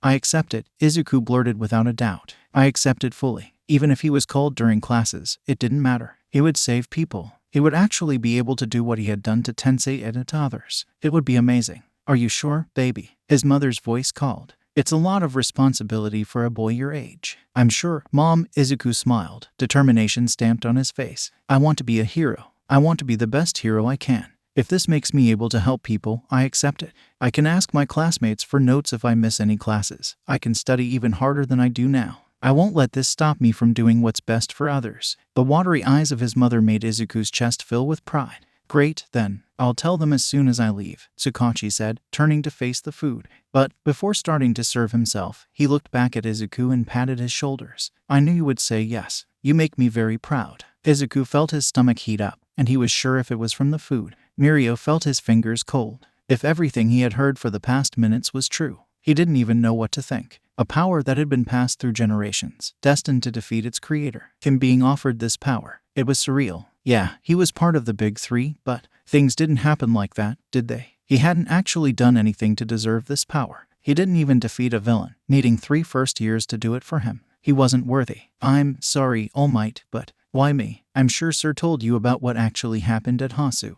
I don't get it. He wasn't lying. He really didn't see himself like that. His hero name was Lemillion because he wanted to save a million. But, until now, he was stuck at 0. It didn't make sense. There are so many other people that are worthy, that had already proven themselves worthy. I'm just a student. The man smiled. He was on his weaker form. It was still a shock, but there wasn't much he could do. All Might had told him about Midoriya, and the possibility of him being related to the villain All for One. It was a bit too much for his brain to process at once, but he could understand the reason behind him going to intern with Sir and all the secrecy. He could also understand why the kid shouldn't inherit the power, but after seeing him fight Stain, after seeing him heal Tensei Ida, he was worthy. He had saved not only 1, but 3 people from dying, while he had been paralyzed. Useless. Dead weight. My boy, did you know I was quirkless before One for All was entrusted to me? Mirio's chin dropped involuntarily. Shocking, right? It was. It really was. The number 1 hero. Born quirkless. What a turn of events. The thing about One for All is that it wasn't made for the worthy. It was made for the ones that dreamt of becoming worthy. Ever since its creation, One for All was destined to face All for One. Every holder had dreamt of defeating its natural rival. Every holder, when entrusted with it, wasn't a hero at the time, but dreamt of becoming one. Dreamt of bringing peace to the hearts of the people. A true hero cares, not only for the physical safety of others, but the safety of their hearts, their minds. And believe me when I say those are the weakest, the ones that need the most care. Mirio wasn't sure what to say. It was the number 1 hero saying he believed in Mirio's potential. It was too much. He didn't even try to hold back the tears. My boy, when I inherited this quirk I was no hero. But I dreamt that I could, one day, bring a smile to the people's faces, soothe their hearts. All Might. Mirio's voice was high and weak. I'm offering this to you because I believe. No, not believe. I know you'll become an incredible hero. You'll save not 1, not 10, not 100, but millions. Millions of hearts will hear the name Lemillion and feel safe. Feel like they're home. So, after hearing this, my boy, Mirio Tagata, Lemillion, would you accept to be the next holder of this sacred power? After this, he couldn't deny it after this. After all those kind words, Mirio felt almost at ease. I accept it, All Might, he shouted. And I promise I'll do my best to be worthy of it. I'll do everything I can to make you proud. I'll save everyone I can. I am sure you will, Lemillion. I trust you will. After all, Sir speaks very highly of you. And Sir is almost never mistaken. As Mirio got up, he saw the pro's face becoming darker. What was he thinking about? Your final exams will happen in a few weeks, so I do hope everyone studies. Aizawa was speaking with his usual monotone voice. Those of you who don't pass will not be able to go to the training camp, needing to attend school reinforcement here. The whisperings around the room made Ijiro clench his fist. He needed all of them to go. Kurogiri had called him right after the internships and asked for Ijiro to find out where the upcoming training camp would happen. Every year they shared the information with the parents, so it probably wouldn't be hard. But it didn't mean everyone would go. Izuku needed to make sure all of them were able to pass. But how? He wasn't the best at school. If anything, he actually needed help. Izuku didn't want to know who they were after. He couldn't handle it. He wouldn't be able to look them in the face. It was too much. He knew he was on the verge of breaking down. His entire internship he hadn't been able to relax. When he saw the League had attacked Hasu, Izuku was glad Tetsu wasn't nearby. He had to take a cold bath to stop crying. Because it was his fault. Everyone, every single person, hero, civilian, it didn't matter. If he had told someone about his connection, perhaps it could have been stopped. He was a hypocrite for that, obviously. If he knew what was going to happen, he could have stopped it. He was a horrible person. Hey guys, let's work hard so we can all go together, he shouted. Izuku was sweating a lot. Was that normal? Could anyone see? He just hoped people wouldn't think much about it. After all, summer was coming and the spring air was already starting to get hotter. The weeks of June flew by. Before Izuku could see, the final exams were only a week away. He needed to admit it had been hard, keeping up with schoolwork, training, helping other heroes. He had barely any time to just take a break and read something or watch something that wasn't the news. Not like he needed much. He hadn't actually had to rush to help some hero during class yet, so at least he hadn't missed many things. But the amount of times he got home late in the night after traveling to another city to heal some major injury hadn't exactly been small. It had been great, if Izuku was being honest. He had been able to help lots of heroes he wouldn't have met otherwise. And they all seemed to be super patient and answered all his questions about quirks. There had been 7 cases total, way more than Izuku thought would happen in just a few weeks. But every time he used his quirk to borrow their quirks, it was weird. It was good, but he felt guilty about it. Was it supposed to happen? It was an amazing sensation, like stretching after waking up. It messed with all his muscles and energy buzzing through them. It was something he could look for whenever he had to leave at 9 in the night to get somewhere. It had been good. When he told Monoma about it, the boy seemed very interested. It had become some sort of routine that, whenever Izuku went to help a hero, he would gather as much information he could about the person's quirk and write it down so he and Monoma could discuss it later. It had been so much fun to be able to do it with a friend. Izuku never wanted this to end. If he was being honest, it was being a bit straining. His body started to feel weird. His head felt tired even when his body was buzzing with energy whenever he used his quirk. Could that be a drawback? He wasn't sure. Perhaps it had been just the amount of subjects he had to remember for the tests. He hoped once they were finished he could take a break. Izuku took another painkiller for his migraine before leaving his house to the car Tsukauchi had prepared. He still didn't understand why the car was there after more than a year, but he didn't mind it. It was better than taking the train, anyways. Mirio could feel something off with his body. He was in the heroics class. It was a joint class that Class B and A were having together. He needed to pass through several obstacles in a destroyed zone. It should have been easy for him. He was a lot better at controlling his own power now, so why was he still, sometimes, bumping into walls? He had learned to control one for all during the last few weeks. Apparently, his body was strong enough to endure the quirk, and, whenever he used 100%, he only felt some stings. All Might told him it should fade once he got a bit stronger. Nonetheless, he was still feeling odd. It should be because he had 2 quirks now. Even though he could feel them differently, sometimes Mirio would mix things and activate one for all without intending to. However, All Might and Principal Nezu had both said that, since he had it for such a small time, it was impressive how much control Mirio had. Had All Might struggled with it too? He had said he could control 100% ever since day 1, but it must have been hard at the beginning, right? To be able to control the amount of strength and all of that. Mirio had avoided using one for all to fight his peers, mostly because he didn't have a decent excuse for magically being super powerful, but now that he was alone, he could very well try to do it right. It wasn't every day he could punch some debris. He had bumped again against some stupid wall that had collapsed. He could just burst it down, open a hole in the wall and keep advancing.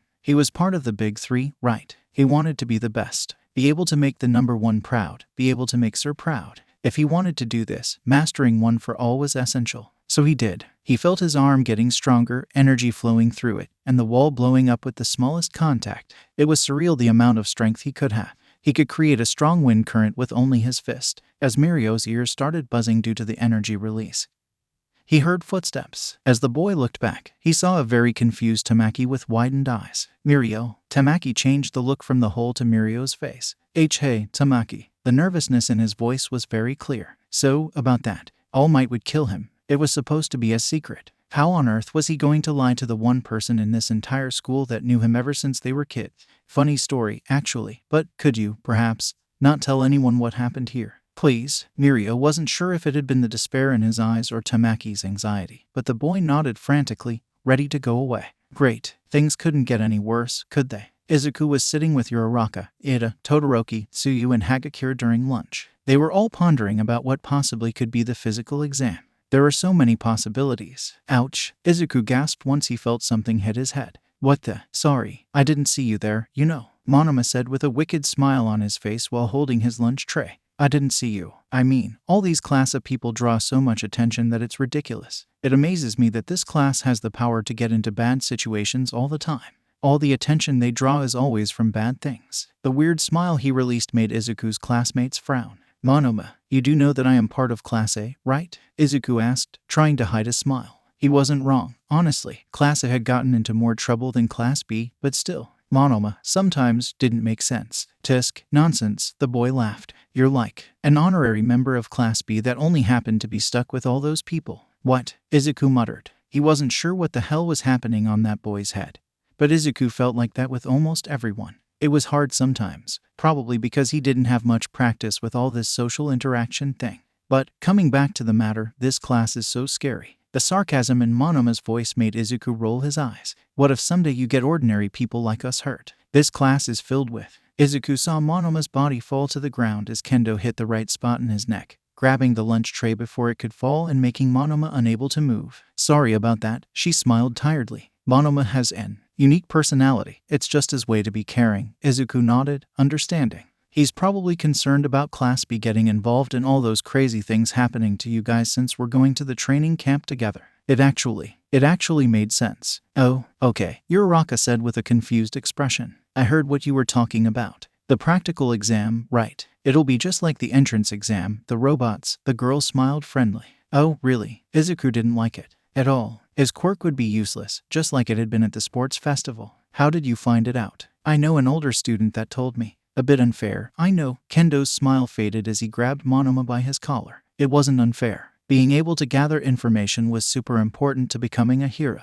If anything, that would be the smart move. Izuku should have thought about that. Would Tagata tell him if he had asked? They had become acquaintances during the internship, so it was really likely. Izuku felt so dumb. The green-haired boy heard Monoma muttering something about treason to the girl before both of them got to their own table. She's so nice, Uraraka exclaimed. Yes, Kendo had helped with the information, but, for Izuku, it wasn't very helpful. What was he supposed to do? The written tests had been a lot easier than Izuku would have thought. Even if he couldn't quite remember something at the time, he would remember it after a while. He was sure he didn't get all of them right, if he was being fair, but, for the amount of time he had to study properly, it had been a satisfying result. He hadn't spoken to Kacchan in a long time. It was weird. Even though they sat next to each other, literally, the blonde would just refuse to speak to Izuku. And Izuku really didn't talk if it wasn't necessary. He wasn't sure if he liked that. He was afraid Kacchan would just burst. Ever since Izuku got his license, Katsuki had been throwing daggers with his eyes. It had been quite public, if he was being honest. Nezu had called him to his office, and after that, everyone wanted to know why. Several classmates had congratulated him and it was amazing, but Kacchan was acting weird. Izuku was used to being yelled at. At least that way Kacchan was releasing his anger. At least Izuku knew what to expect. But this silent treatment, it was scary. Izuku didn't have to be afraid. Mostly, but he feared that the boy would just grab all this anger that was accumulated and release it the next fight they had. Yes, they couldn't fight outside classes, but during them, it was another story completely. Izuku tried to avoid thinking about it while he and his classmates walked to the area where the practical exam would happen. Most of them were relaxed, apparently. He was the only one that hadn't a plan to fight the robots. All the other quirks were useful. He was the only one that was at disadvantage. So, when Aizawa announced that the exam had been altered, Izuku felt relief. Most of the people were outraged, but if Izuku was being honest, it made him less worried. He could steal a teacher's quirk, thankfully, a thing that wouldn't work with a robot. He was happy until they assigned the pairs, and the hero they had to face. Now, how was he supposed to work with the only person that hated him? And how was he supposed to fight with his idol? All the exams would happen simultaneously, which meant Izuku wouldn't have the time to properly plan things, especially when his pair refused to speak to him. The bus ride had been uncomfortable. Izuku had sat by the middle of the bus while Katsuki sat at the back. All Might was sitting on the single chair used by the teachers. Izuku couldn't even look at the man. It was different from class. There, he wasn't the only one. There, he was supposed to look at All Might. But here, only him and Katsuki were on the bus, and Kacchan had made sure Izuku realized he wasn't looking anywhere near him. This was going to be hard. Really hard. Toshinori was restless. He hadn't been able to deny Aizawa's request to go against young Bakugo and young Midoriya. The teachers that hadn't been assigned yet wouldn't have a strong endurance against Bakugo's explosions, and, as much as he didn't like to admit, he was the best option. There was only one problem. Young Midoriya couldn't touch him. It wasn't Aizawa's fault, if he was being honest. When Toshinori hesitated, the man almost shot daggers through his eyes, but Aizawa didn't actually knew about One for All. Toshinori was quirkless now. The only thing that kept him strong was some sort of vestiges the quirk left on his body, but even that would eventually fade. If the boy touched him, would he feel that? It was dangerous. Toshinori knew that it wouldn't end well. So, Nezu had come with the perfect solution. Midnight's hero costume had a thin skin-toned bodysuit that couldn't be seen properly if people didn't pay attention. It was also very resistant to punches and heat, so it would be a good choice to fight against young Bakugo's explosion. It would prevent him from entering in direct contact with young Midoriya, so that was enough for now, but Toshinori knew that it wouldn't remain a secret for long.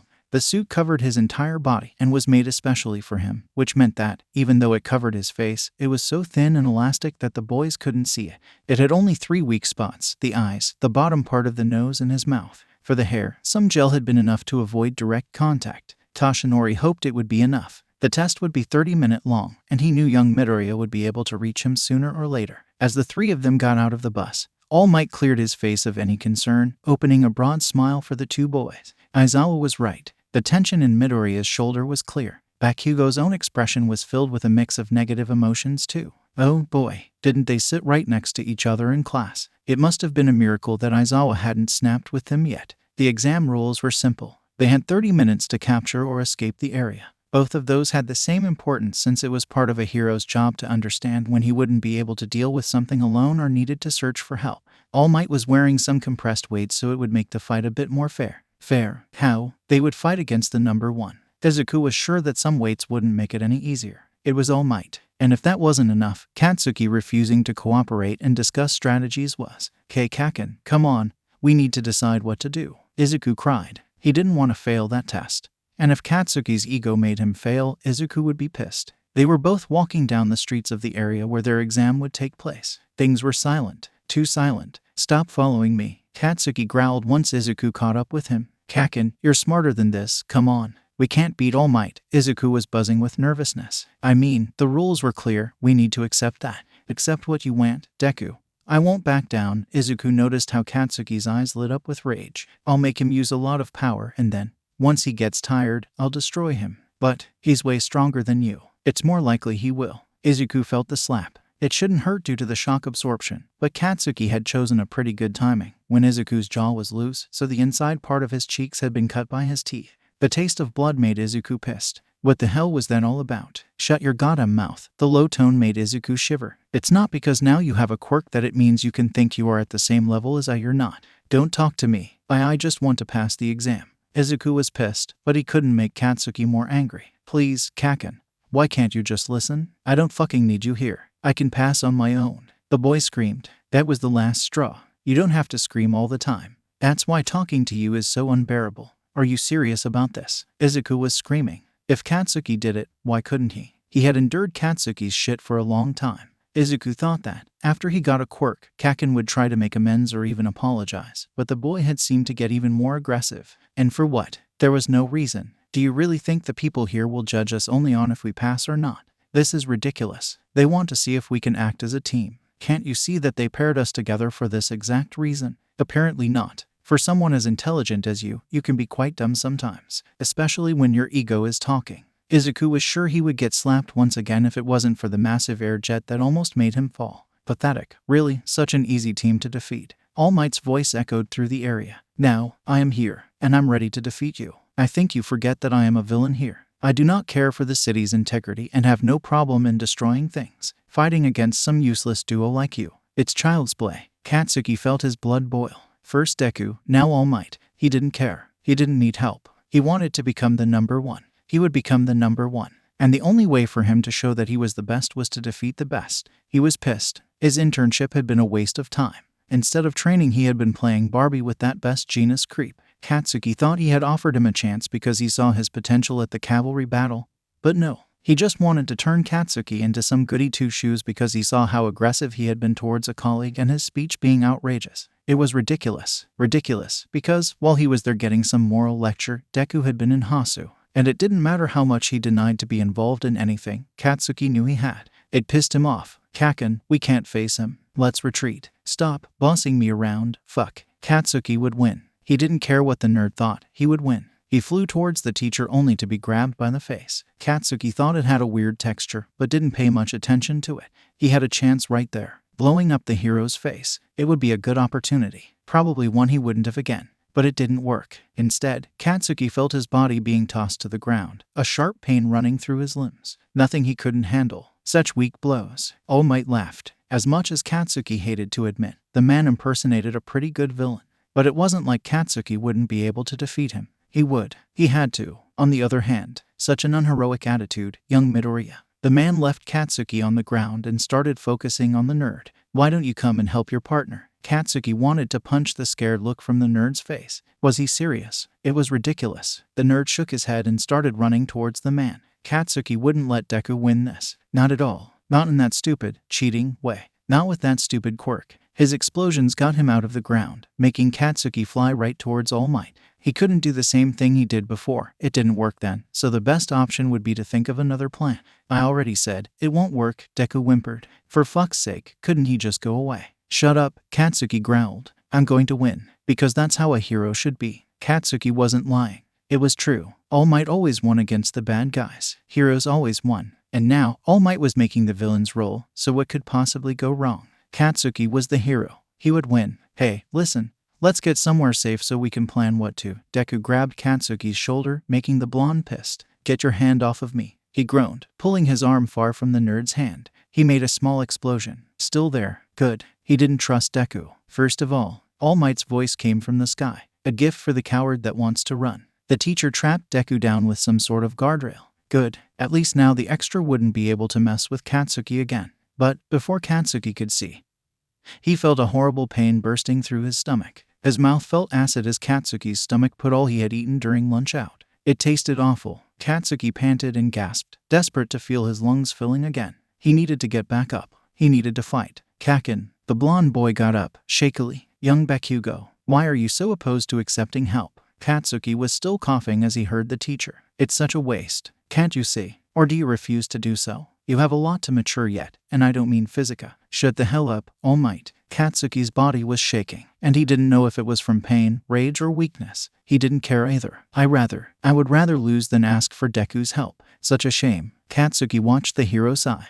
I hope you do not regret your decision, my boy. Katsuki was ready to endure another punch, but it never came. Somehow the nerd had been able to free himself and was now running towards them. All Might jumped to the top of a building to avoid having his quirk stolen, probably, but it didn't stop the nerd, because he wasn't looking at All Might. Katsuki couldn't move properly, so he wasn't able to dodge at time. Deku had grabbed his right wrist and, with his free hand, thrown a punch. It wasn't too strong. Yeah, stronger than the nerd would have done if they were still in middle school, but still not strong enough to make Katsuki unable to speak. But the shock was, the nerd hit him. Hit him. Don't ever say that you'd rather lose in front of me. Katsuki tried to get away, but the moment he was about to move his arm again, Deku held it tighter. Don't even try. If you do, I won't hesitate to take your quirk. Katsuki stopped. What the actual fuck was that? Deku, the nerd, the person that couldn't even answer back without stuttering, had just threatened him. Come, and Katsuki followed. He wasn't an idiot. He was at disadvantage here, so it was logical to follow. But that nerd was going to pay.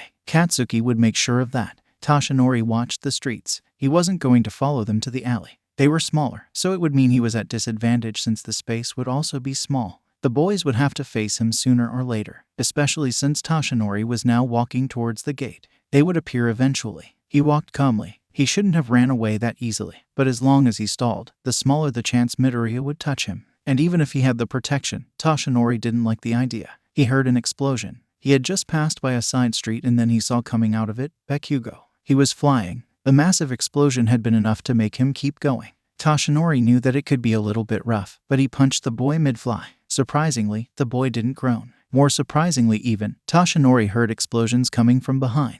His eyes widened when the realization came too late. Midoriya. Toshinori turned, trying to hit the boy, but Midoriya had had a lot of time to see Bakugo using his quirk and could move impeccably, dodging every single punch midair. The boy's bare hands touched Toshinori's fist that had passed right next to the boy's face, and that was the time the kid's eyes widened. I see you and young Bakugo finally decided to cooperate. Toshinori laughed. Too bad that it was only the prerequisite for a successful exam. Toshinori grabbed the boy by the collar. His attention was clearly elsewhere while he looked at his hands with scared eyes. Now lose. Katsuki was shaking with anger. Why did he agree to that? Why? Damn Deku. He hated this, but he knew that was the best chance. The grip in his wrist had been so firm. That wasn't Deku. Deku wouldn't have threatened him. Deku wouldn't have had the courage. But ever since that quirk of his manifested, the nerd had started to act like that, looking down on Katsuki, just like when they were kids. Couldn't that bastard see that Katsuki didn't need help? Now listen. The nerd had grumbled. All Might knows that you're dense, which isn't all bad now. I'm what? Katsuki wanted to punch the tired look from that bastard's face.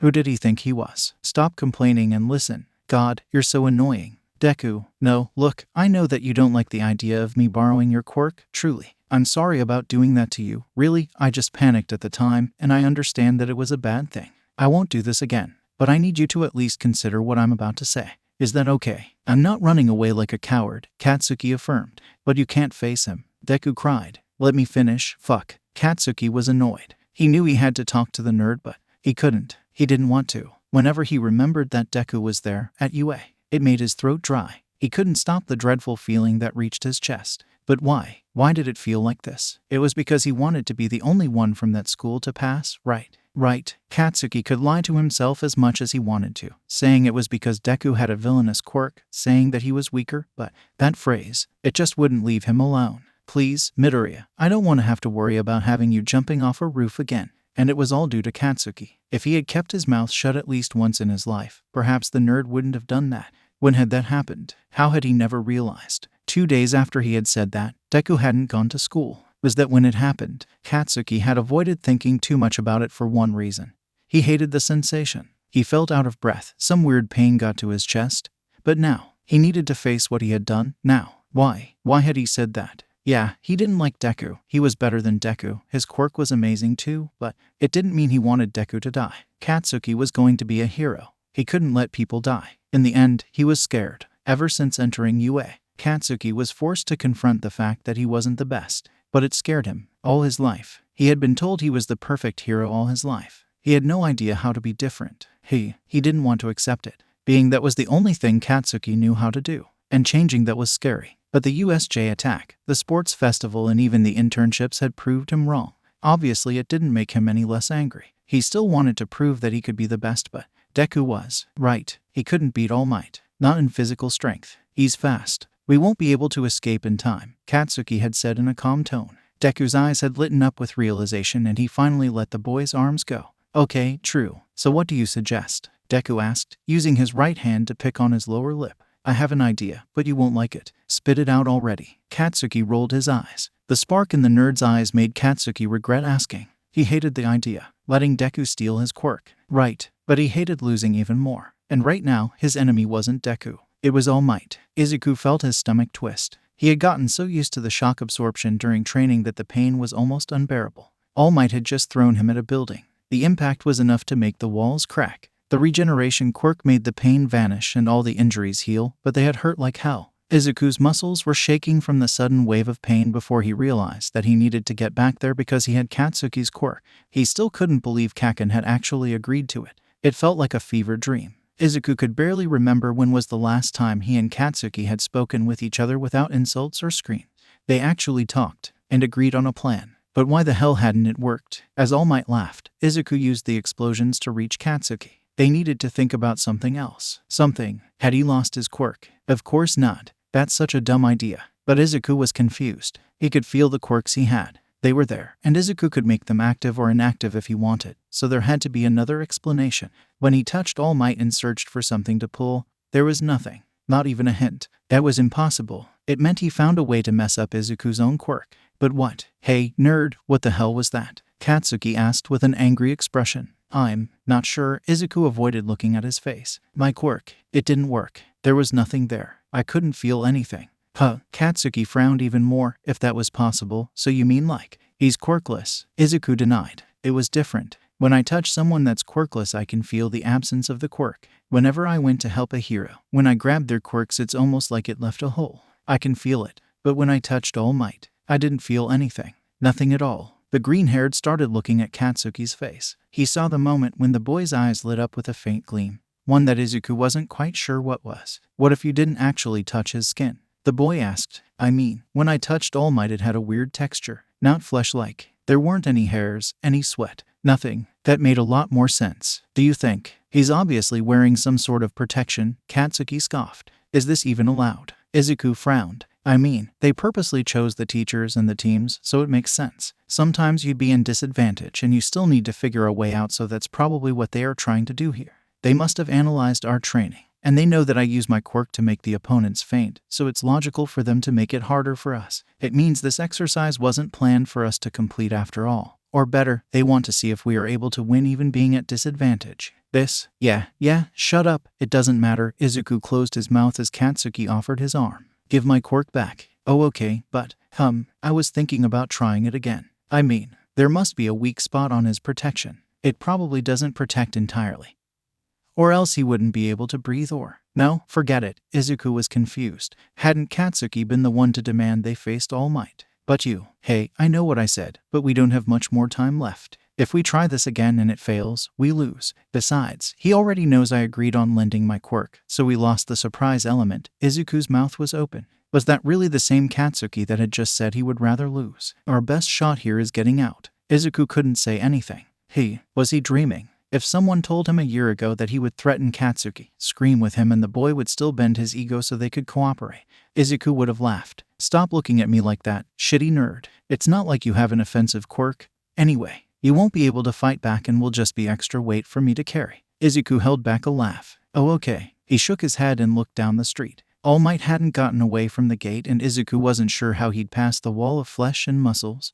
But he'd try. He grabbed the blonde's hand and started the switching process. Katsuki felt his body buzzing with energy. He needed to make sure All Might would be focused only on him. He still had one full gauntlet. He had handed Deku the other. If All Might managed to get past Katsuki, the burst would help get Deku out of the area. The only problem was, the second gauntlet had already been used, which meant it would only make a small burst. It wouldn't be able to launch the nerd all the way there. And that was the biggest problem. Katsuki was feeling weird. He still didn't believe what he'd done. What he had said. Actually teaming up with Deku. Yeah, he knew middle school him would laugh. And he hated this feeling. Almost like he was betraying himself. Katsuki was flying towards All Might, who had an evil grin on his face. He had Deku clinged on his clothes, clearly tensed. Why? He wouldn't get hurt even if he fell. Once Katsuki got a safe distance from All Might, he grabbed the nerd's collar. Get ready to fly, Deku. Katsuki knew his voice had come out way more amused than he planned, but what could he do? It wasn't like he didn't find the idea of tossing Deku with his quirk amusing.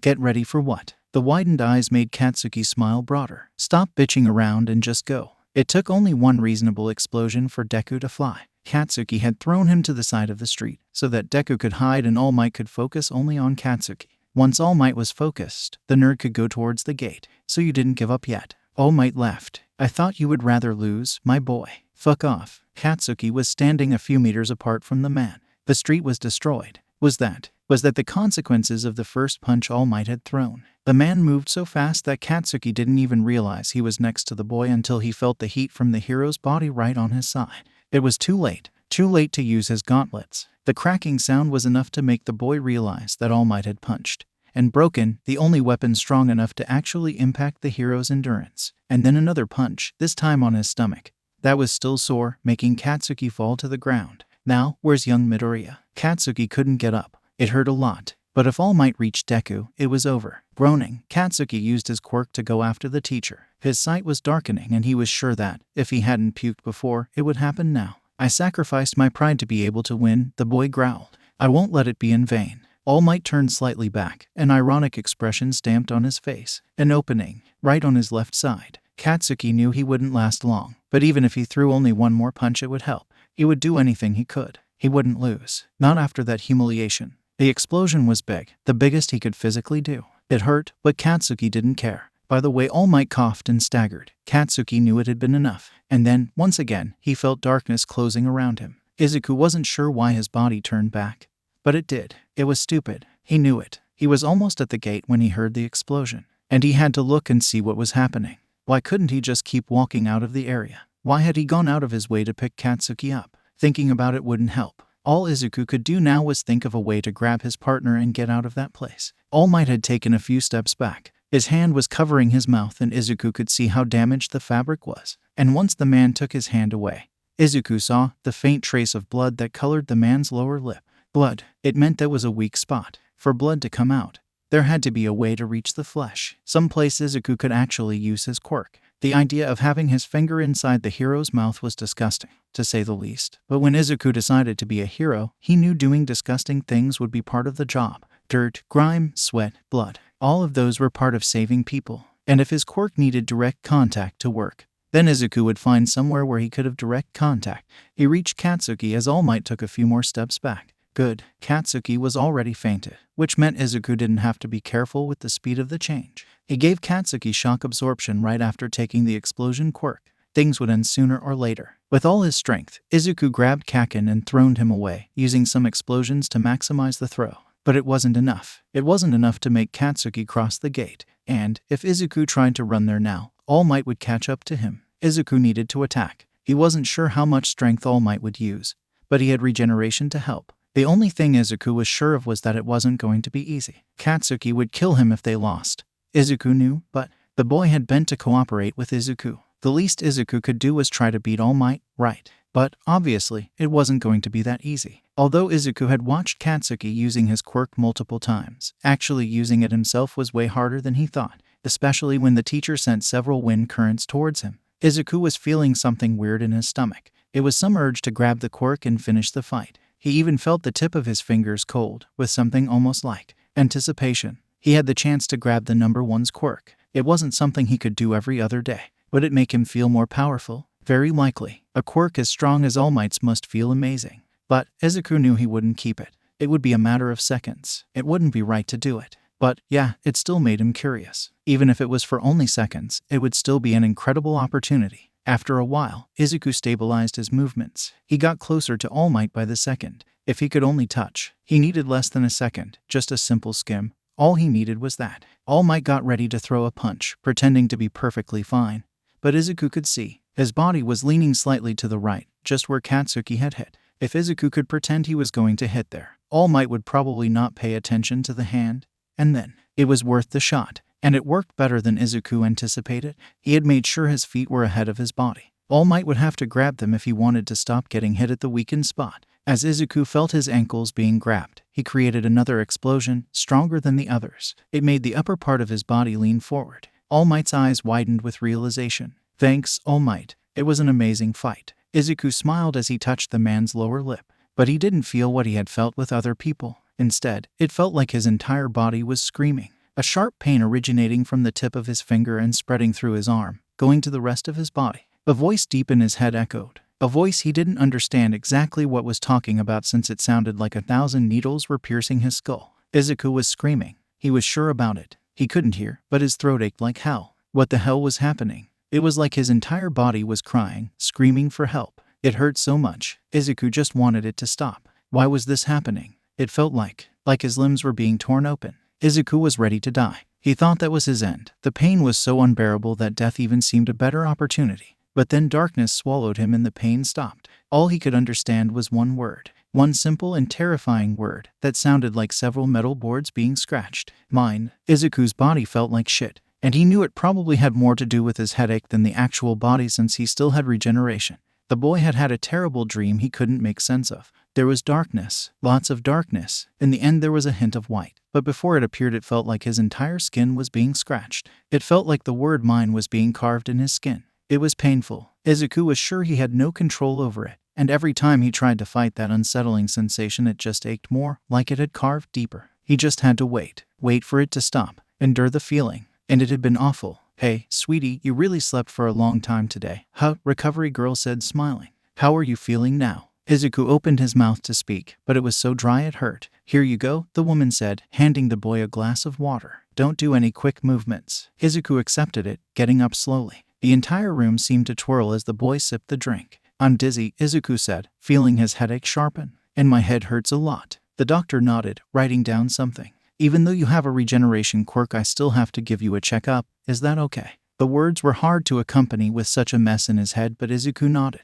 He felt the exam being made. He did what he had to do when he had to do, putting his tongue out, blinking, counting how many fingers, saying if it hurt or not when the woman touched some spots. Everything seemed fine. Until All Might got in the room. Izuku's shoulders started twitching uncontrollably along with his fingers. His throat muscles did the same and he couldn't form words. It was like his entire body was reacting to the sight of the hero. Oh, my, recovery girl said, checking the boy's heart rate. All Might, could you leave the room, please? The hero nodded promptly and left. And, along with the hero, the twitching stopped. As I thought, Izuku's eyes widened with fear. Had something bad happened? You're having a panic reaction. Izuku frowned. He had plenty of those, but none of them had been like this. Yeah, he had involuntary contractions. But there were so many other things too. Compared to those, this was nothing. He didn't feel like he was panicking. His heart rate got up. Yeah, but that didn't make this a panic attack. Right. Why? I'm not scared of All Might. Izuku cried. He was the #1 hero. He couldn't be scared of the #1. It was his idol. You may not be scared rationally, but touching All Might caused you severe pain. If the screams were any indicator, the woman said, it's probably some sort of PTSD, boy. It makes you anxious enough for your body to react like this. Even if you're not scared rationally, your subconscious is. But that's stupid. I can't react like this every time I see All Might. What am I supposed to do in heroics classes? Izuku was feeling restless. His head ached like hell. It was not good. He couldn't even think properly, like there was fog inside his brain. Go home now, sweetie, the doctor said. I'm going to check with a friend of mine the possibilities for treating you. But now you need to relax, okay? Izuku was about to argue, but he then realized the time. It was already late at night, past 8. He had slept for a really long time. All the people at school must have been tired and he was the only one holding them back. The boy got up and nodded. He could argue about that tomorrow. Now he should get headed home. His mother must have been worried sick. Thank you, recovery girl. I'm sorry for causing you trouble. No need to apologize, honey, were the last words Izuku heard before closing the door. Kashinori was confused, to say the least. Why had young Midoriya reacted to him so violently? He wasn't able to understand. But now he was sitting in Nezu's office. Recovery girl sitting right next to him with a tired look on her face. You said his quirk manifested about a year ago, right? The woman asked. Indeed, Kashinori complimented. He tried to kill himself. Fortunately, a girl saved him on time, and after that, he told us the quirk genes that had, apparently been damaged, were healed too. That's what the girl told him. Well, I've never heard of damaged quirk genes before, recovery girl informed. But I've also never heard about multiple quirks held by one body before the USJ, so it doesn't mean much. Do you think All for One is connected to it? Without a doubt, Nezu affirmed. But you said you were here to talk about Midoriya's reaction, am I right? Kashinori felt a weird sensation take over his body. Yes, I did, the doctor sighed. As much as I hated to lie to young Midoriya, I had to. You see, the most likely isn't having PTSD.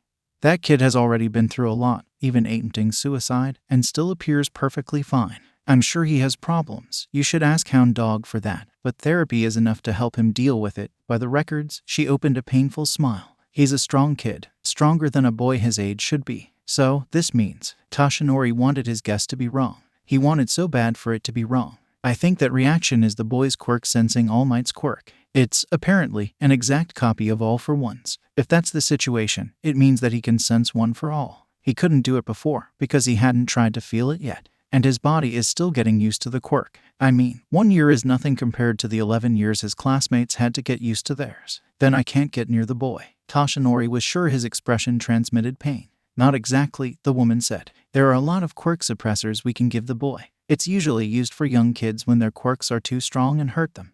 While making sure the quirk is not as destructive as it would be, allows the kid to use it without feeling much side effects. Kashinori frowned. He didn't like the idea of drugging the kid. He really didn't.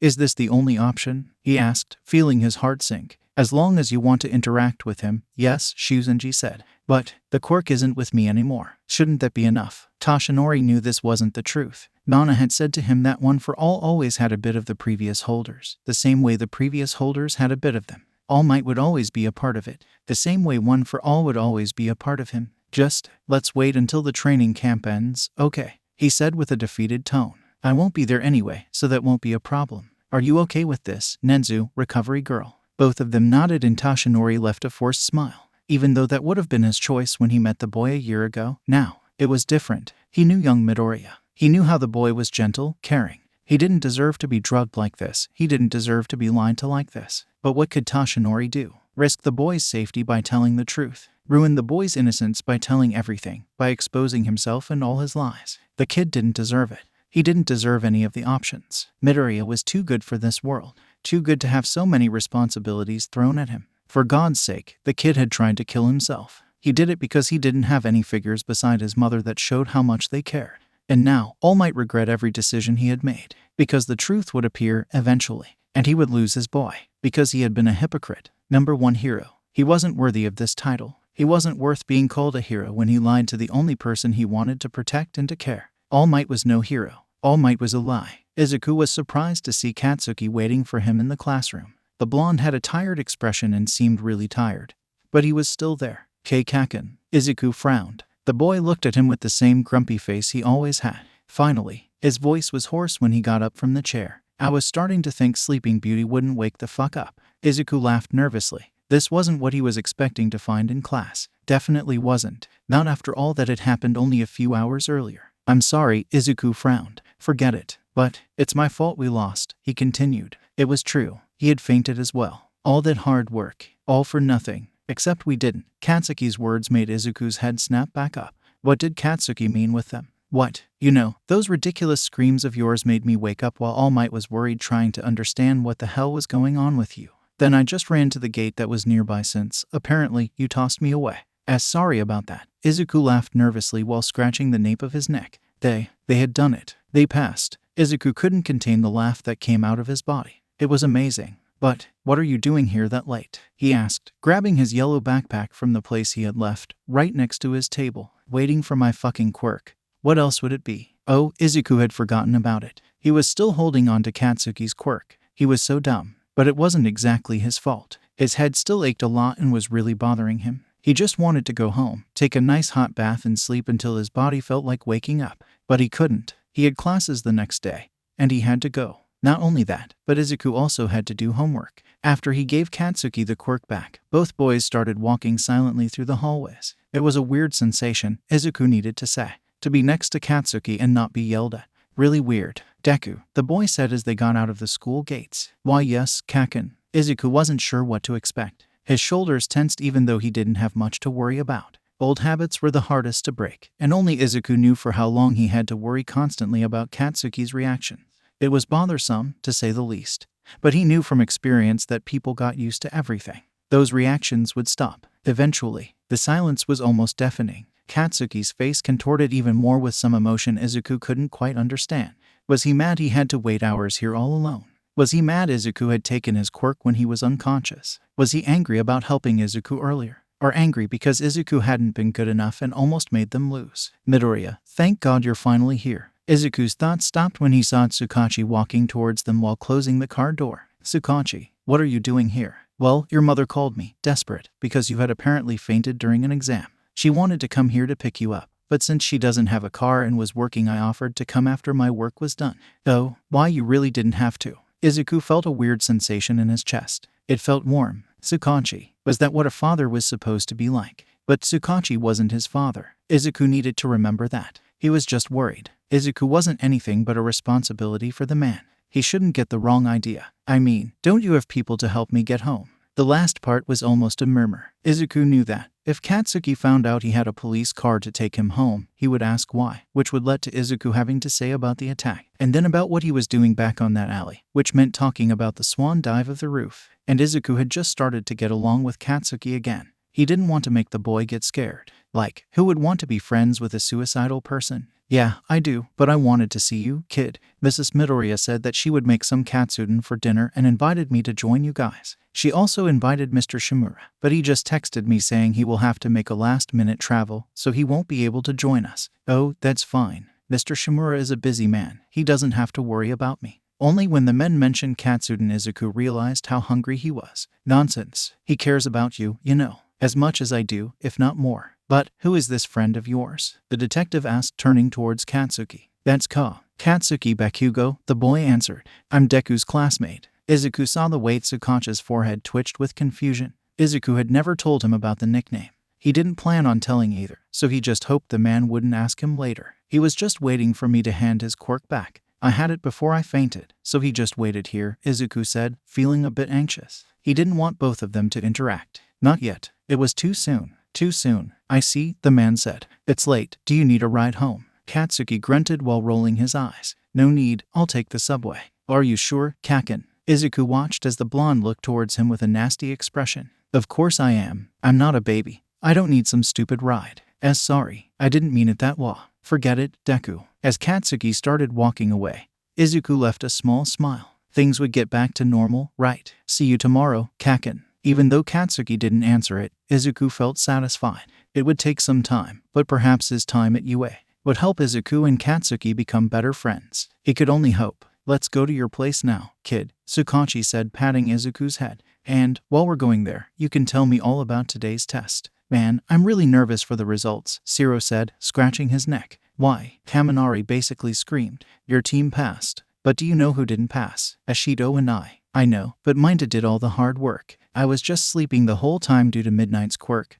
The boy frowned. I probably didn't pass. Izuku frowned a bit. Could that mean he didn't pass? He fainted and almost ruined everything. If it had been a real fight, they wouldn't have won. They only managed to do it because All Might had been too worried about his reaction to even see Katsuki getting out of the area. So there still was the possibility of him failing too. Everybody sit now. Aizawa's monotone voice echoed through the classroom and, faster than Izuku thought to be possible, everybody was already at their designated seats. Everybody held their breaths with anticipation. About the exam, unfortunately, there were a few people that didn't pass. That being said, the man opened a terrifying smile that Izuku was sure could have scared even the strongest villains. All of you are going to the training camp. The screams made Izuku's headache worsen, but he didn't complain. This was the chance for his class to go together to a school trip. This would be the first time he went to one of those in a long time.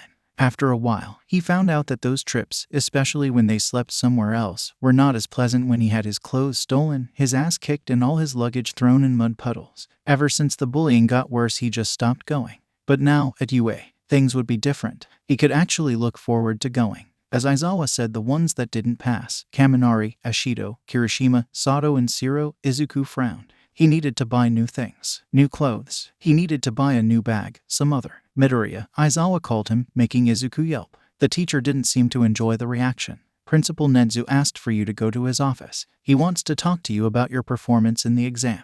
Oh, okay. As Izuku walked out of the room, he could see the eyes burning the nape of his neck. What had he done wrong? Shigaraki stormed out of the room, muttering something. It's not my place to say anything, but he has quite a childish temper. Huh, Jiren said with a cigarette between his teeth. I thought I was going to die. The blonde girl, Toga, exclaimed happily. He's weird, the other man, Dabai, stated, giving Kurogiri a tired look. Obviously, the problematic situations were left for him to deal with. The league needed more people, but unfortunately, Kurogiri couldn't decide it without Shigaraki. Can we give an answer later? He asked, trying to calm down a bit. Even though he is young, Shigaraki knows his responsibilities. That's why he left without saying anything. Firstly All Might, then the hero killer. Shigaraki was pissed. His ego was injured. He needed some time to cool off, and Kurogiri wouldn't deny it. After all, he wasn't fond of being disintegrated just because he pissed the kid off. Midoriya, good to see you here, Nezu said in his normal excited tone. Please, take a seat. Thank you, Principal Nezu, but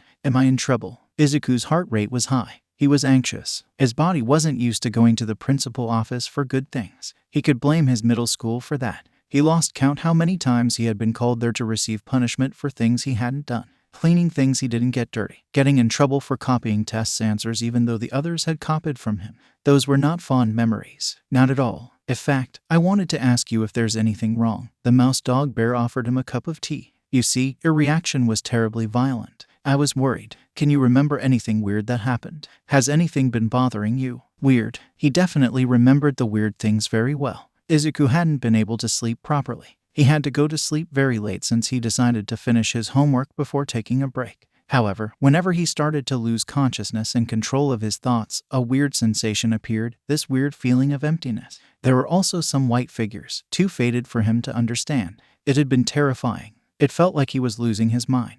The only thing he could understand was the feeling that he missed something he couldn't have, almost like a secret sealed deep in his body that his mind couldn't make sense of.